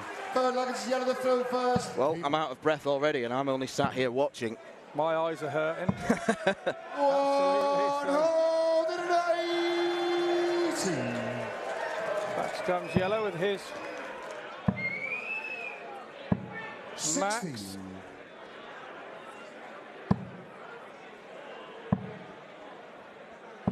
$100.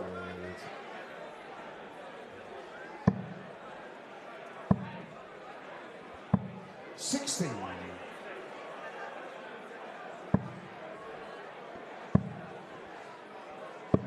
64. He was a bit like the defending champion Neil Duff, Yellow Classen, winning this tournament in his first ever entry. 140. Yellow Unicorn 150. Danny Labby could do the same this year. 45.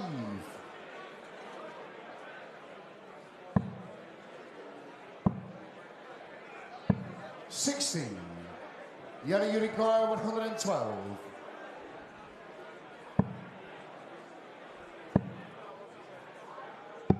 88.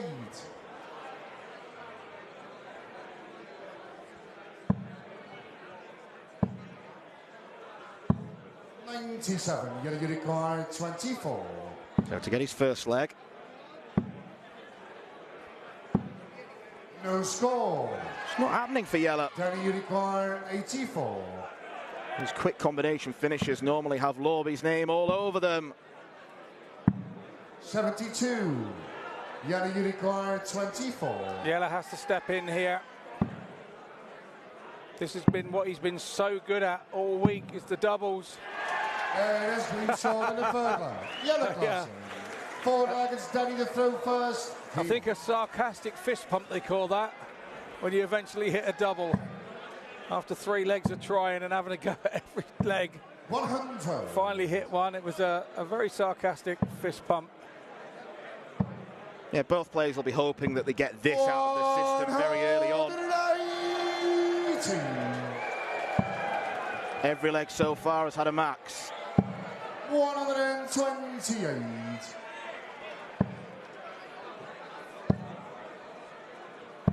96. I think if you were to back one of the remaining players in the field to hit a 9 darter, you wouldn't go far wrong by putting your money on one of these guys. No, you're probably not wrong.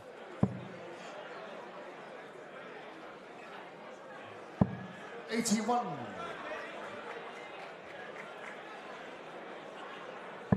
The Lobsters look like they've lost all their energy from earlier in the evening. They were very active down there on that table.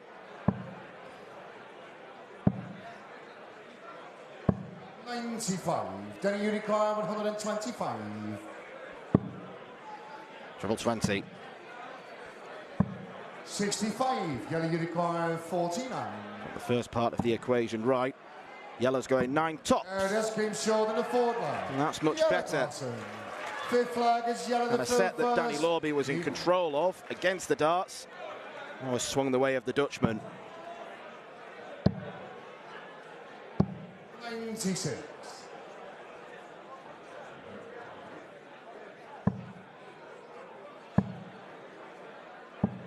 81.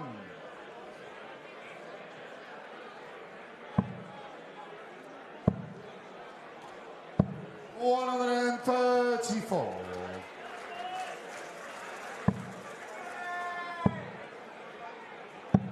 58. Since Classen gave that sarcastic fist pump, he hasn't looked back, has he? 58. Something big here from Labby is needed. 134. He duly responds. As he plays here, watching his World Cup teammate, the Dutch side, 91. Jelle Classen.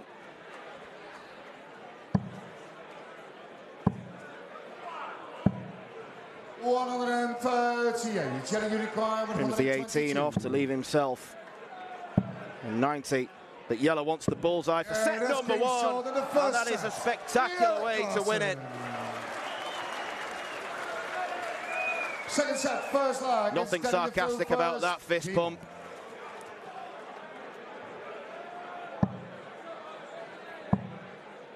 Wins his first leg, and in 16. the flick of an eye, he's taken the set. 65. First time Labby has tasted set defeat at Lakeside. 140.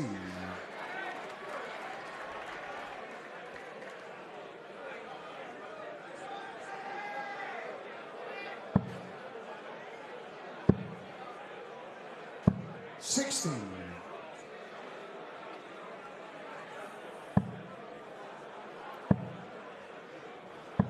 81.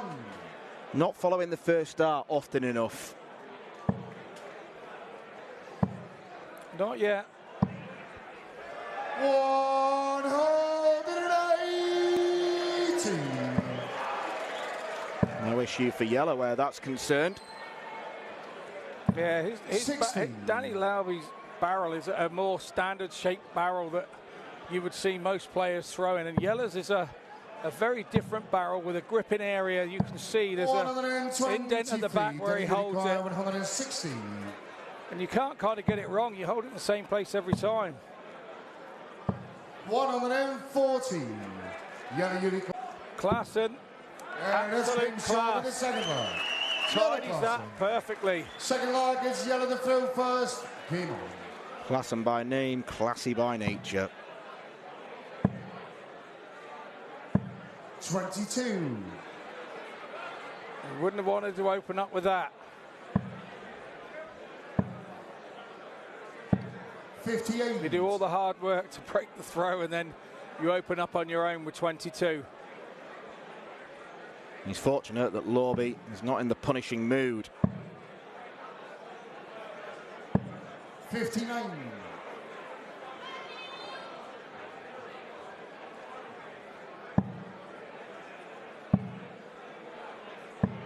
58. 59.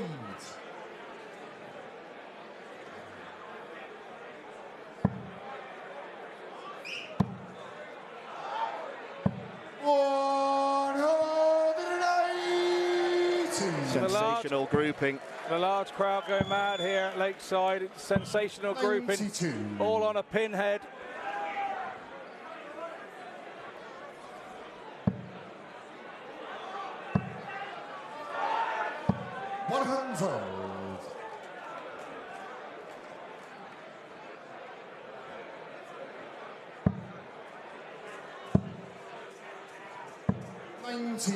Yellow you require 114.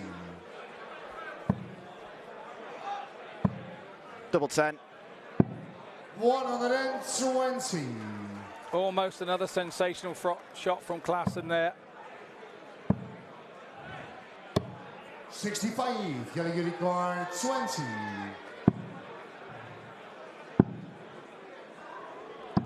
And that's came short in the second leg. Yellow class. The most annoying doubles to watch when your opponent pins it last dart in hand. Third leg is Danny to throw first. 5 legs on the spin for the Dutchman.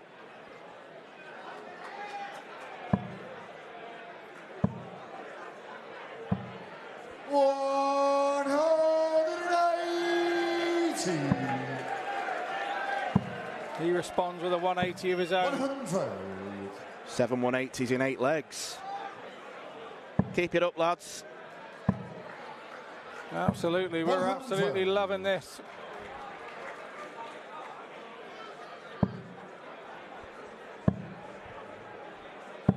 $93.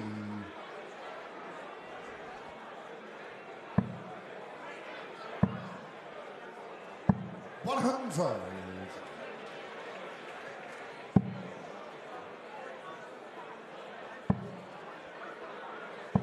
174. Danny, you require 121.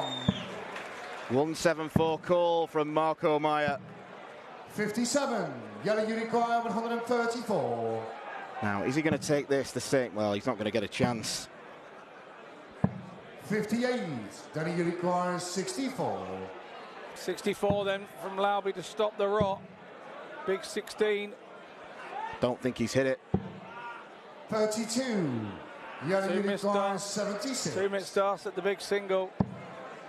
76. Klassen's been clearing these up for fun. 56. Not to be this time. 32.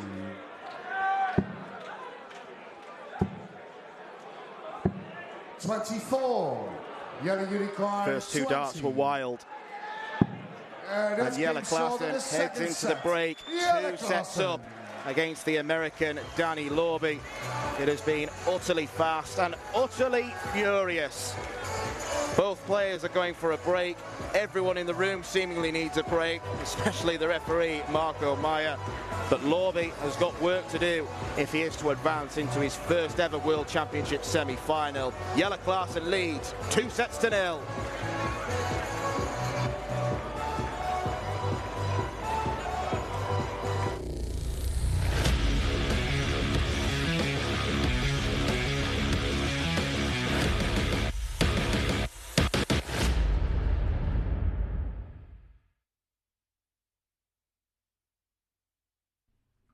This program is brought to you by Benji Marine Engine Repair and Trading. Specialized in Wärtsilä engines with a 24-hour-a-day, high-quality, worldwide service. And by Hemeco Storage Systems, your one-stop storage system solution with over 100 years of experience. The 45th annual Winmore Fleetwood Memorial Las Vegas Open will be held from January 19th till the 21st. Sin City welcomes you to come and play in the entertainment capital of the world. Both men's and women's champions will win places at the 2024 WDF World Championships. The Romanian Darts Festival is from January the 26th till January the 28th. Come join the party in Bucharest. Register to play by Wednesday the 24th of January. The Toto Dutch Open Darts is held from February 1st till February 4th. Registration is open until January the 16th. The Toto Dutch Open Darts is by far the largest darts party in the world that you should not miss. and the men's and women's champions go to the Lakeside in December 2024. The Swiss Open and Helvetia Open tournaments are held from May 31st till June the 2nd. One of the longest running tournaments in Europe invites you to join them in the most beautiful surroundings you'll find in Europe. The Swedish Open and Masters is held from August 16th till 18th, a popular tournament for many of Europe's best aerosmiths. For more information on each of these tournaments, go to the link in the description. A special thank you to our tournament sponsors Winmore, A&G Travel Group, iDarts, Dart Connect, CT1 and Quiff.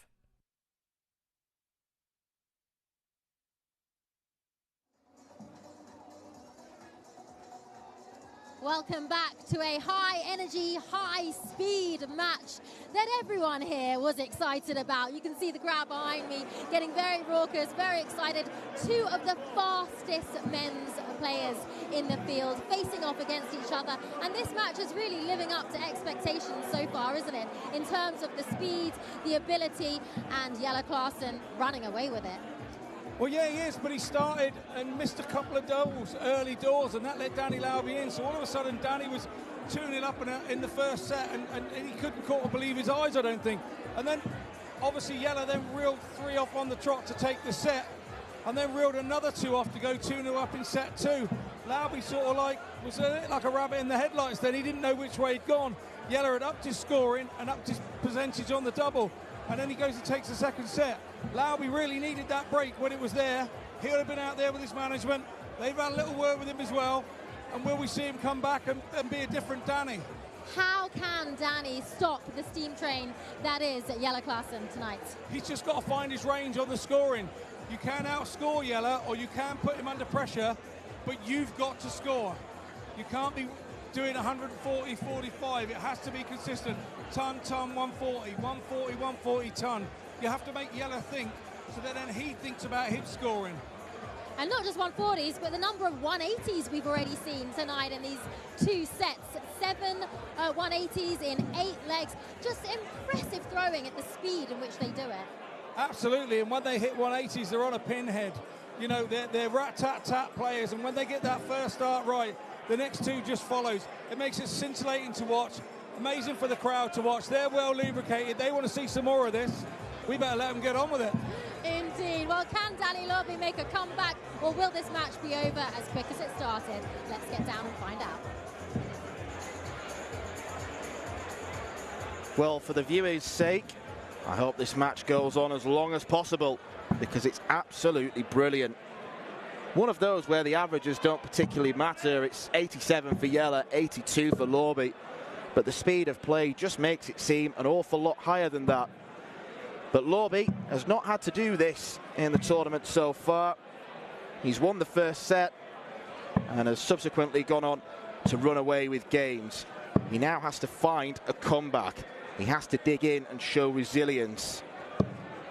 The mental side of the game has got to match the undoubted ability. First set, first leg. It's just unfortunate that he's run into a Dutch Open winner, a World Championship winner, a Premier League participant, 140. Probably the most decorated player in the field, even though he started as the number 3 seed.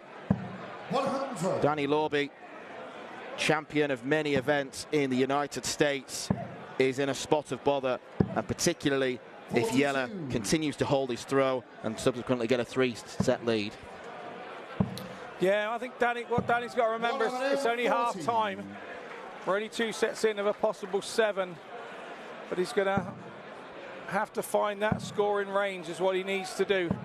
44. Because as I said there to Joe in the punditry, the only way you stop a big scorer is big scoring yourself and make him think.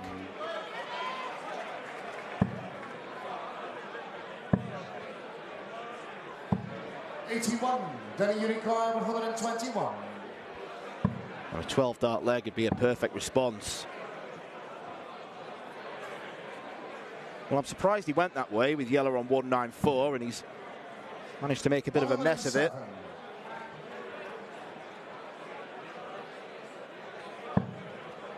curious decision making. I think we call that a miscount in the... You require 14. Yeah, he's realised. Yeah, absolutely. But he was good on these sorts of things yesterday. 10 for double two. And this came short in the first leg. Very long. Good ball management. Second leg is from ready to Labby. throw first. What are we talking about?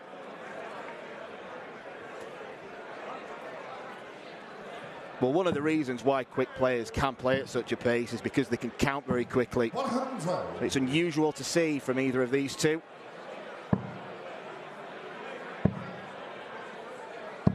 58. It's funny when you're up there and you make a counting mistake and you hear the tone of the referee slightly change. 100. When he called the 107 with Marco there, it was like 107? Yeah, if you saw it transcribed, it'd have a question mark on the end of it. Yeah, absolutely. 180. No need to ask questions about Yellow Klassen's scoring. 5 180s and a 174.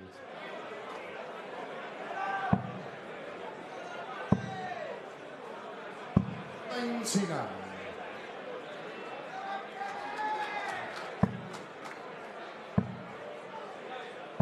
100. Yellow Unicorn 164.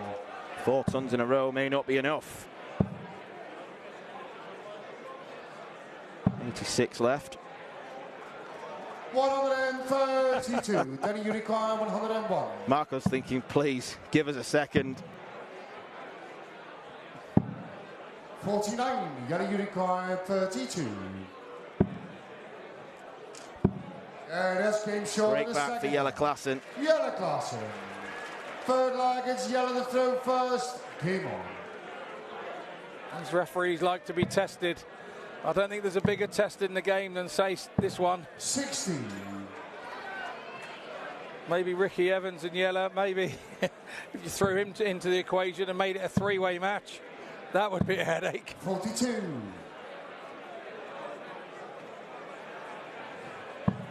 Your county teammate Tommy Morris would be tricky as well, wouldn't he?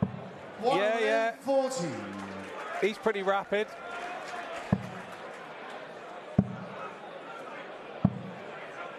$78.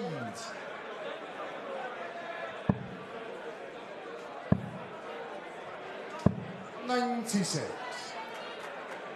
Did I ever tell you he's just had his hair tattooed at the back? That's another story, but we'll wait for that another day. 60. Yeah, I don't think we've got time for that story in this game. No, we haven't. Not in this game. We'll leave it. 83.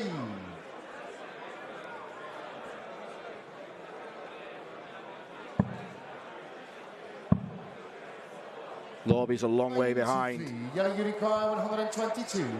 1-2-2 took out the first set. He opts to go a different route with Labby on 44. not a finish. And it's not the best setup. 180 here, and Yellow is under pressure. 140. Yellow Unicorn 78.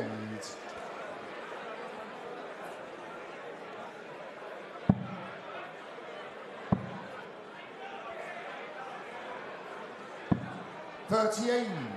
Yellow Unicorn. And under pressure he was. You were absolutely right, Dan. So Labby 88 here, double 14. 81. And he had to have a go at the double 7 on that occasion. Couldn't 10 that one up. And that's been short in the third. Everything is going Yellow Klassen's way. Forward leg is Danny to throw first. Game on.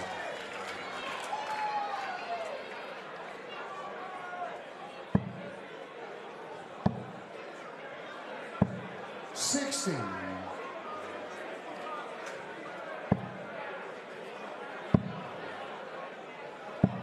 $95.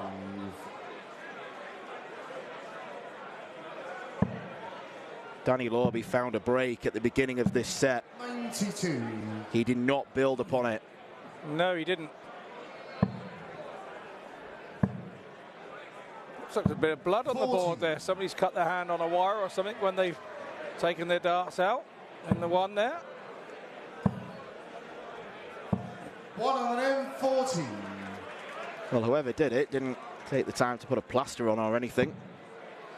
There's no time for plasters in this game. Nope. 58.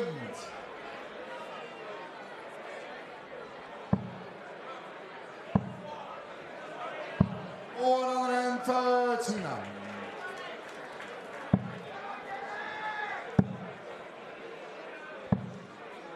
92. Then you require 17.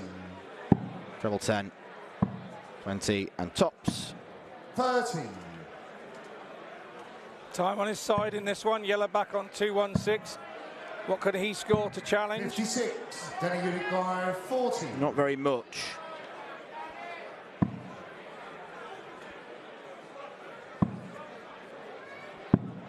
20. Yellow you require. But there is an outside chance for Yellow Classen to equal the biggest finish of the tournament. 140. Then you require 20. And that's been short in the forward line. Big leg for Danny Labby, and an even bigger one is coming up. 121. He missed the 180. How did that happen? 78.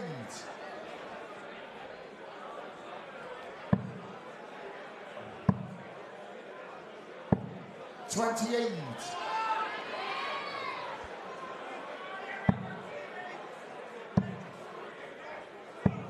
100.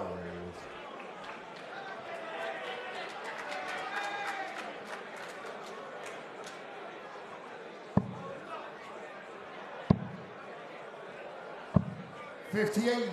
Could be advantage Labby in 3 darts time.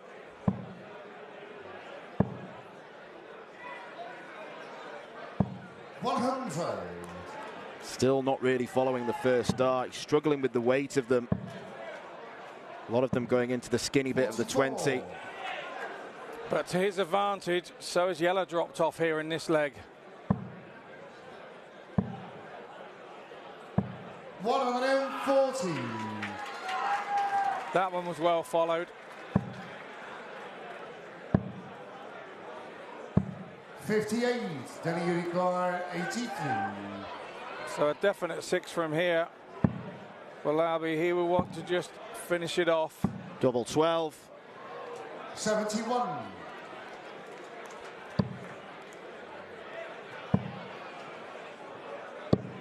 130. Then you require 12.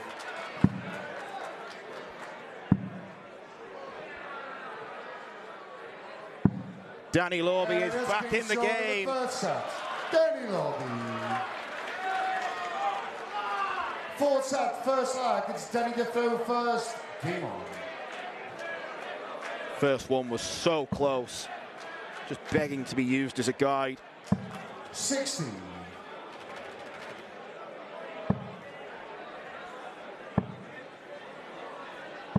135.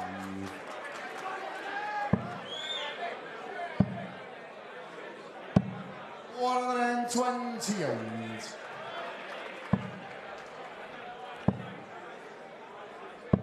97.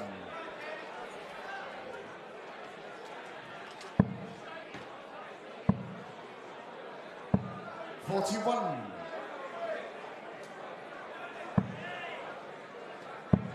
'Mixed bag from the American. 59.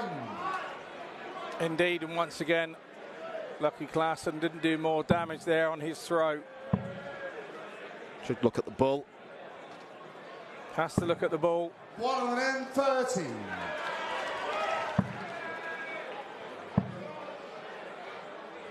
140. And that's the thing with these quick players, they're so robotic. Sometimes they're halfway through the throw and then the thought process kicks in. And they have to jack out. 134. Yellow requires 17.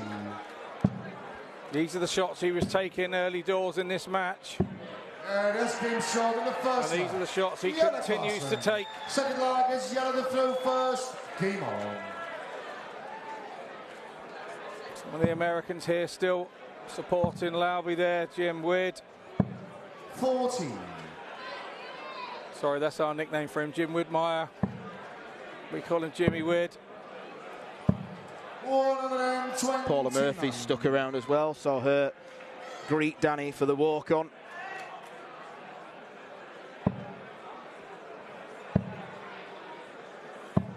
$134. He's finding success switching to the 18s.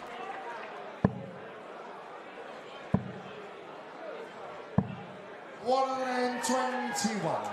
And it's good when players have got these alternative routes of attack. 57.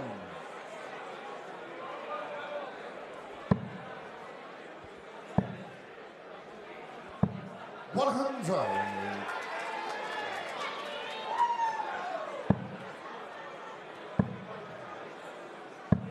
$97. Yellow Unicorn 106. Yellow Classen will get a dart at tops. Continues to be brutal. Yellow Classen. This is back to the yellow class in set 2, isn't it? Game on.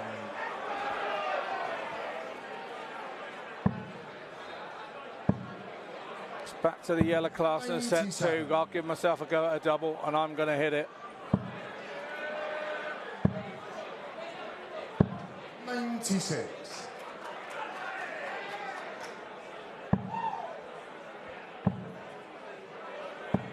$125.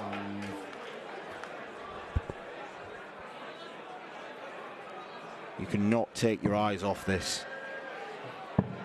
No, you cannot. 99. You can barely afford to blink. 93. Potentially, we're only one leg away from the next break. 83. And you feel it's Labby in desperate need of it.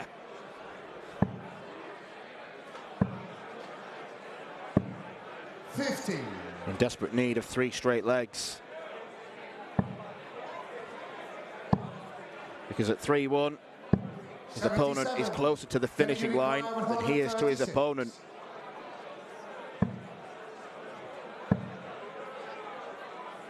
$96. Yellow Unicorn 146. Chooses to stay for double 13. 133. Yellow Unicorn 14. And that's been short in the third leg. Danny Labby. Forward leg is yellow to throw first. To date, that's Danny Labby's only dart at double in this set. 42.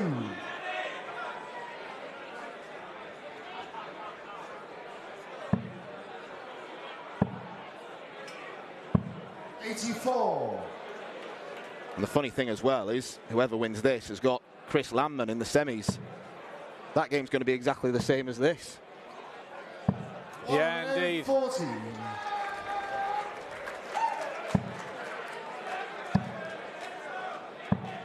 $100.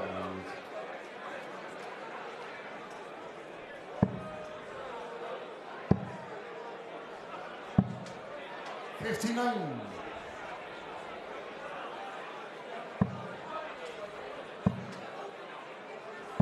$60.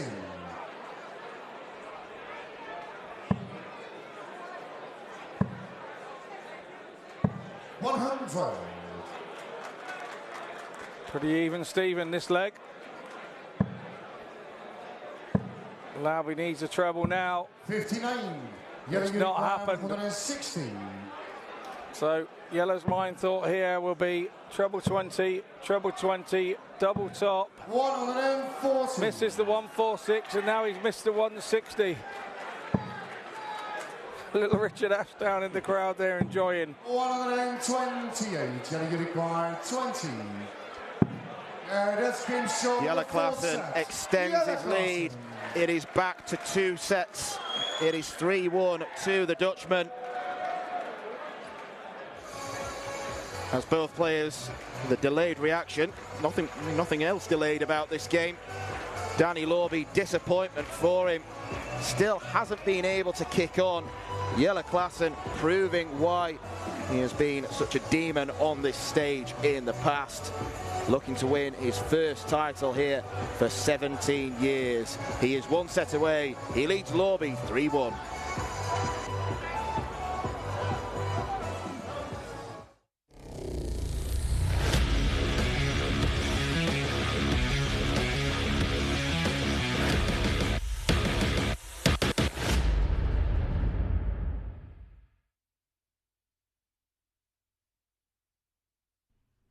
This program is brought to you by Benji Marine Engine Repair and Trading, specialized in Wärtsilä engines with a 24-hour-a-day, high-quality, worldwide service.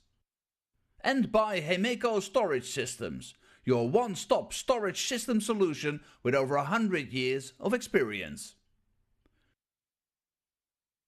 The 45th annual Win More Fleetwood Memorial Las Vegas Open will be held from January 19th till the 21st. Sin City welcomes you to come and play in the entertainment capital of the world. Both men's and women's champions will win places at the 2024 WDF World Championships. The Romanian Darts Festival is from January the 26th till January the 28th. Come join the party in Bucharest. Register to play by Wednesday the 24th of January.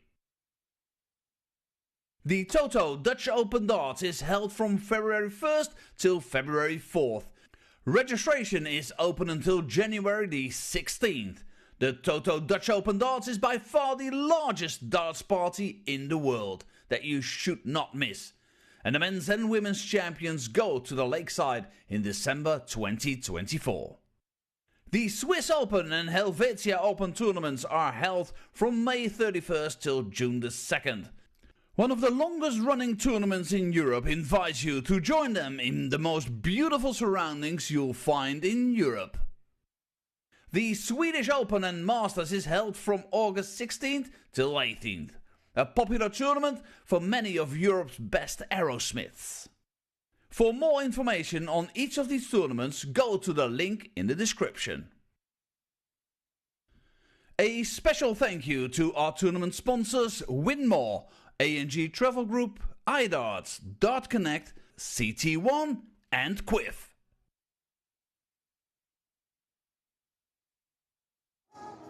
Welcome back to Lakeside for the final sets of this thrilling showdown between Jelle Classen and Daniel Labby. Now it is 3-1. Danny started to make a comeback, didn't he, taking that set, but he couldn't quite hold on, could he, to the pace of Jelle Classen? Yeah, set 3 was Jelle's throw, and he was 2-1 up and made a few mistakes, let Danny in and get back to 2-2. Jelle then had a mare of a leg on his own throw to hold the set, and Danny took advantage of that. So he went, obviously, 2-1 sets to the good. We then go back onto Danny's throw, and Jelle's took off like a train again and found his scoring boots, and now Danny's in problems at 3 sets to 1 down. And it does look as though Jelle might have his way tonight, might be making that semi-final and be on course for a shot to take the second World Championships of his career. But what do you think Danny can do to try to turn things around with the little time he has left? Well, he's got a tough time now because Jelle has to throw in this set when they come straight back out.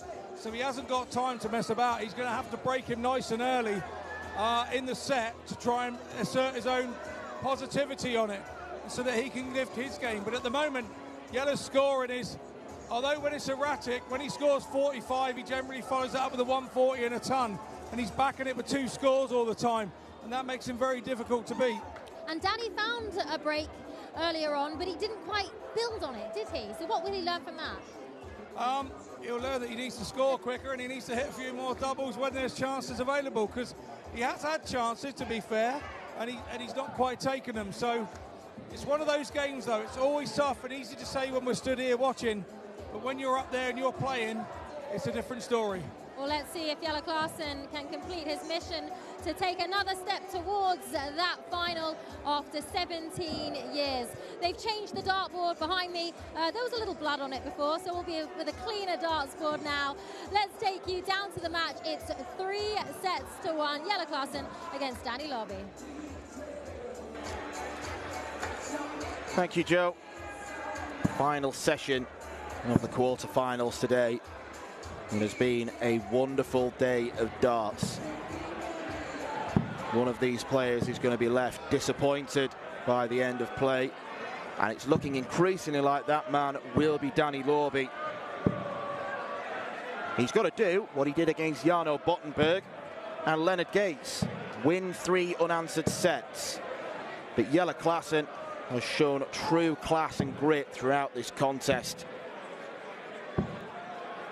Labby has got to find an extra gear. He hasn't given himself enough opportunities in the last few sets. And Jelle Classen is a man on a mission, a man who wants to get the job done, judging by the opening salvo of 140.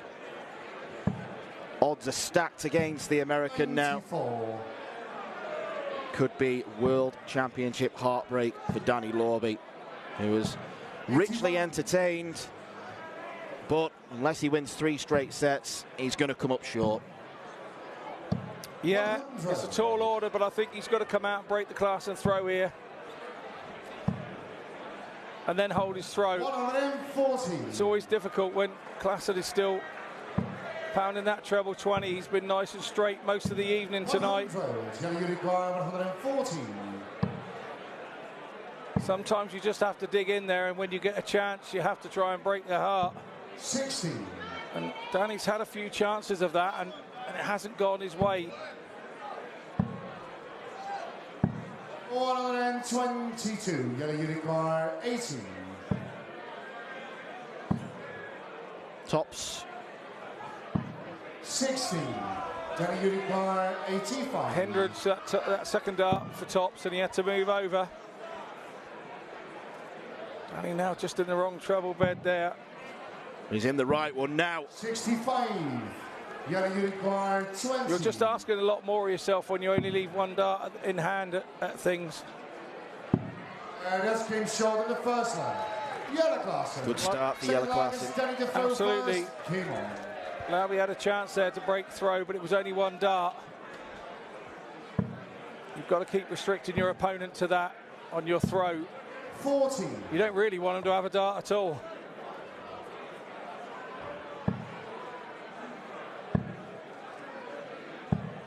It's pretty warm in here again tonight, I think. With the amount of bodies we've got in here, it's something that's going to have to be expected over the weekend. I think it's going to not just hot up on the hockey, it's going to heat up out in the auditorium. And could it be a survival of the fittest? Well, you can see the shiny brows of both of our players. 47.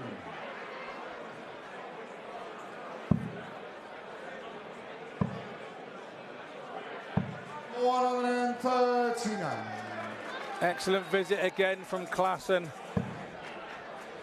Even the 167, and this is on the Labby throw as well. Yellow unicorn 167. Is he going to go for it? 142. Yellow, you big tease. Silly question, Dan, silly question. 180. Yellow unicorn 25.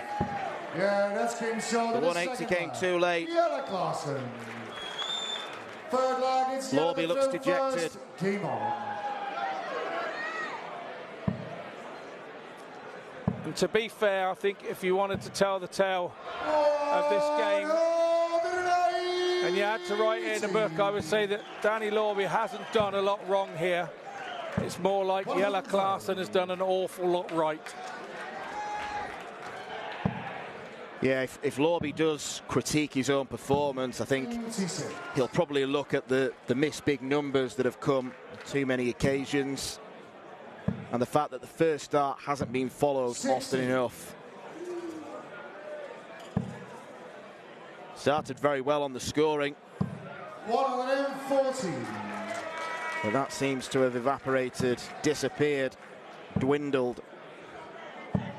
60, you require 85. 85 points away.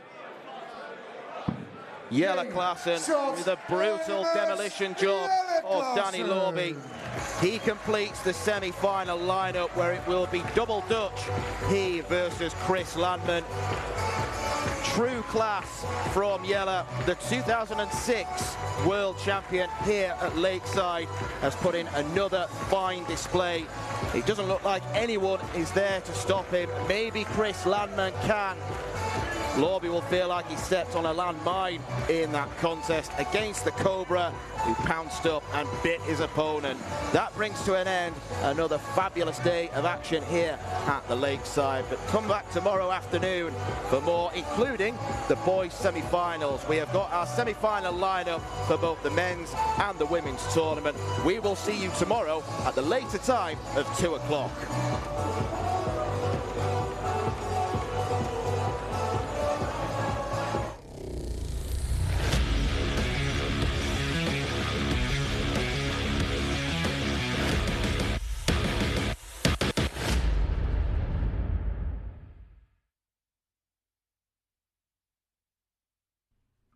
This program is brought to you by Benji Marine Engine Repair and Trading, specialized in Wärtsilä engines with a 24-hour-a-day, high-quality, worldwide service. And by Hemeco Storage Systems, your one-stop storage system solution with over 100 years of experience. The 45th annual Win More Fleetwood Memorial Las Vegas Open will be held from January 19th till the 21st. Sin City welcomes you to come and play in the entertainment capital of the world. Both men's and women's champions will win places at the 2024 WDF World Championships. The Romanian Darts Festival is from January the 26th till January the 28th. Come join the party in Bucharest. Register to play by Wednesday the 24th of January. The Toto Dutch Open Darts is held from February 1st till February 4th. Registration is open until January the 16th. The Toto Dutch Open Darts is by far the largest darts party in the world that you should not miss. And the men's and women's champions go to the Lakeside in December 2024. The Swiss Open and Helvetia Open tournaments are held from May 31st till June the 2nd. One of the longest running tournaments in Europe invites you to join them in the most beautiful surroundings you'll find in Europe. The Swedish Open and Masters is held from August 16th till 18th. A popular tournament for many of Europe's best aerosmiths. For more information on each of these tournaments, go to the link in the description. A special thank you to our tournament sponsors Winmore, A&G Travel Group, iDarts, Dart Connect, CT1 and Quiff.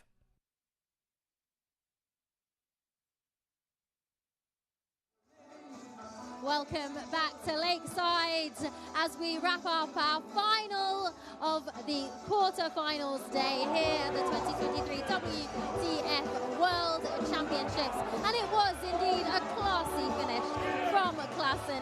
Yellow Classen did run away with it, even with a 180 in that final leg. Stunning performance from Yellow. How impressed were you with him? Yeah, we said at the last break that Danny's problem was he had to come out and take Yella Classen on his throw. He'd been so strong on his throw tonight, Yella, and he continued to do so and ran out winner there 4-1. There wasn't too much that Danny did wrong, really, was there? It was just more Yella was just too good on the night. Yeah, I said in commentary, yeah, you could be hypercritical, Danny can, about his performance, but I don't think it's what about Danny did wrong. It's about how much Yella got right. And he got an awful lot right tonight and looked super comfortable again on that Lakeside stage. And that's the worry for the rest of the competitors left in it. Indeed. Are you starting to believe that perhaps he has what it takes to go all the way for the second time? It's not me that's got to believe it. It's Yella that's got to believe it. Okay. Well, tomorrow we have a thrilling day of semi-final action. It is of course, day 8 of 9 of these 2023 WDF World Championships. Let's take a look at the women's draw for those semi-finals. Up tomorrow, it is Bo Greaves taking on Rhian O'Sullivan. And also on the women's semi-finals, Eileen de Graaf against the four-time world champion Lisa Ashton. And that does potentially set up a final with, as expected, Bo Greaves against Eileen de Graaf, a final expected by many. On the men's side, in those semi-finals tomorrow, Andy Bartons takes on Dennis Nilsson, with Chris Landman now taking off the fast finisher, Jelle Classen. We've also got the boys' semi-finals tomorrow. Those semi-finals will be Mats Theobald against Bradley van der Velden and Andras Korbeli against Adam D. So an exciting day of action tomorrow. Semi-finals here in Lakeside, day 8 of 9 of the WDF 2023 World Championships. From myself, Joanne Kia, Scott Mitchell and the rest of the team, good night and we'll see you tomorrow.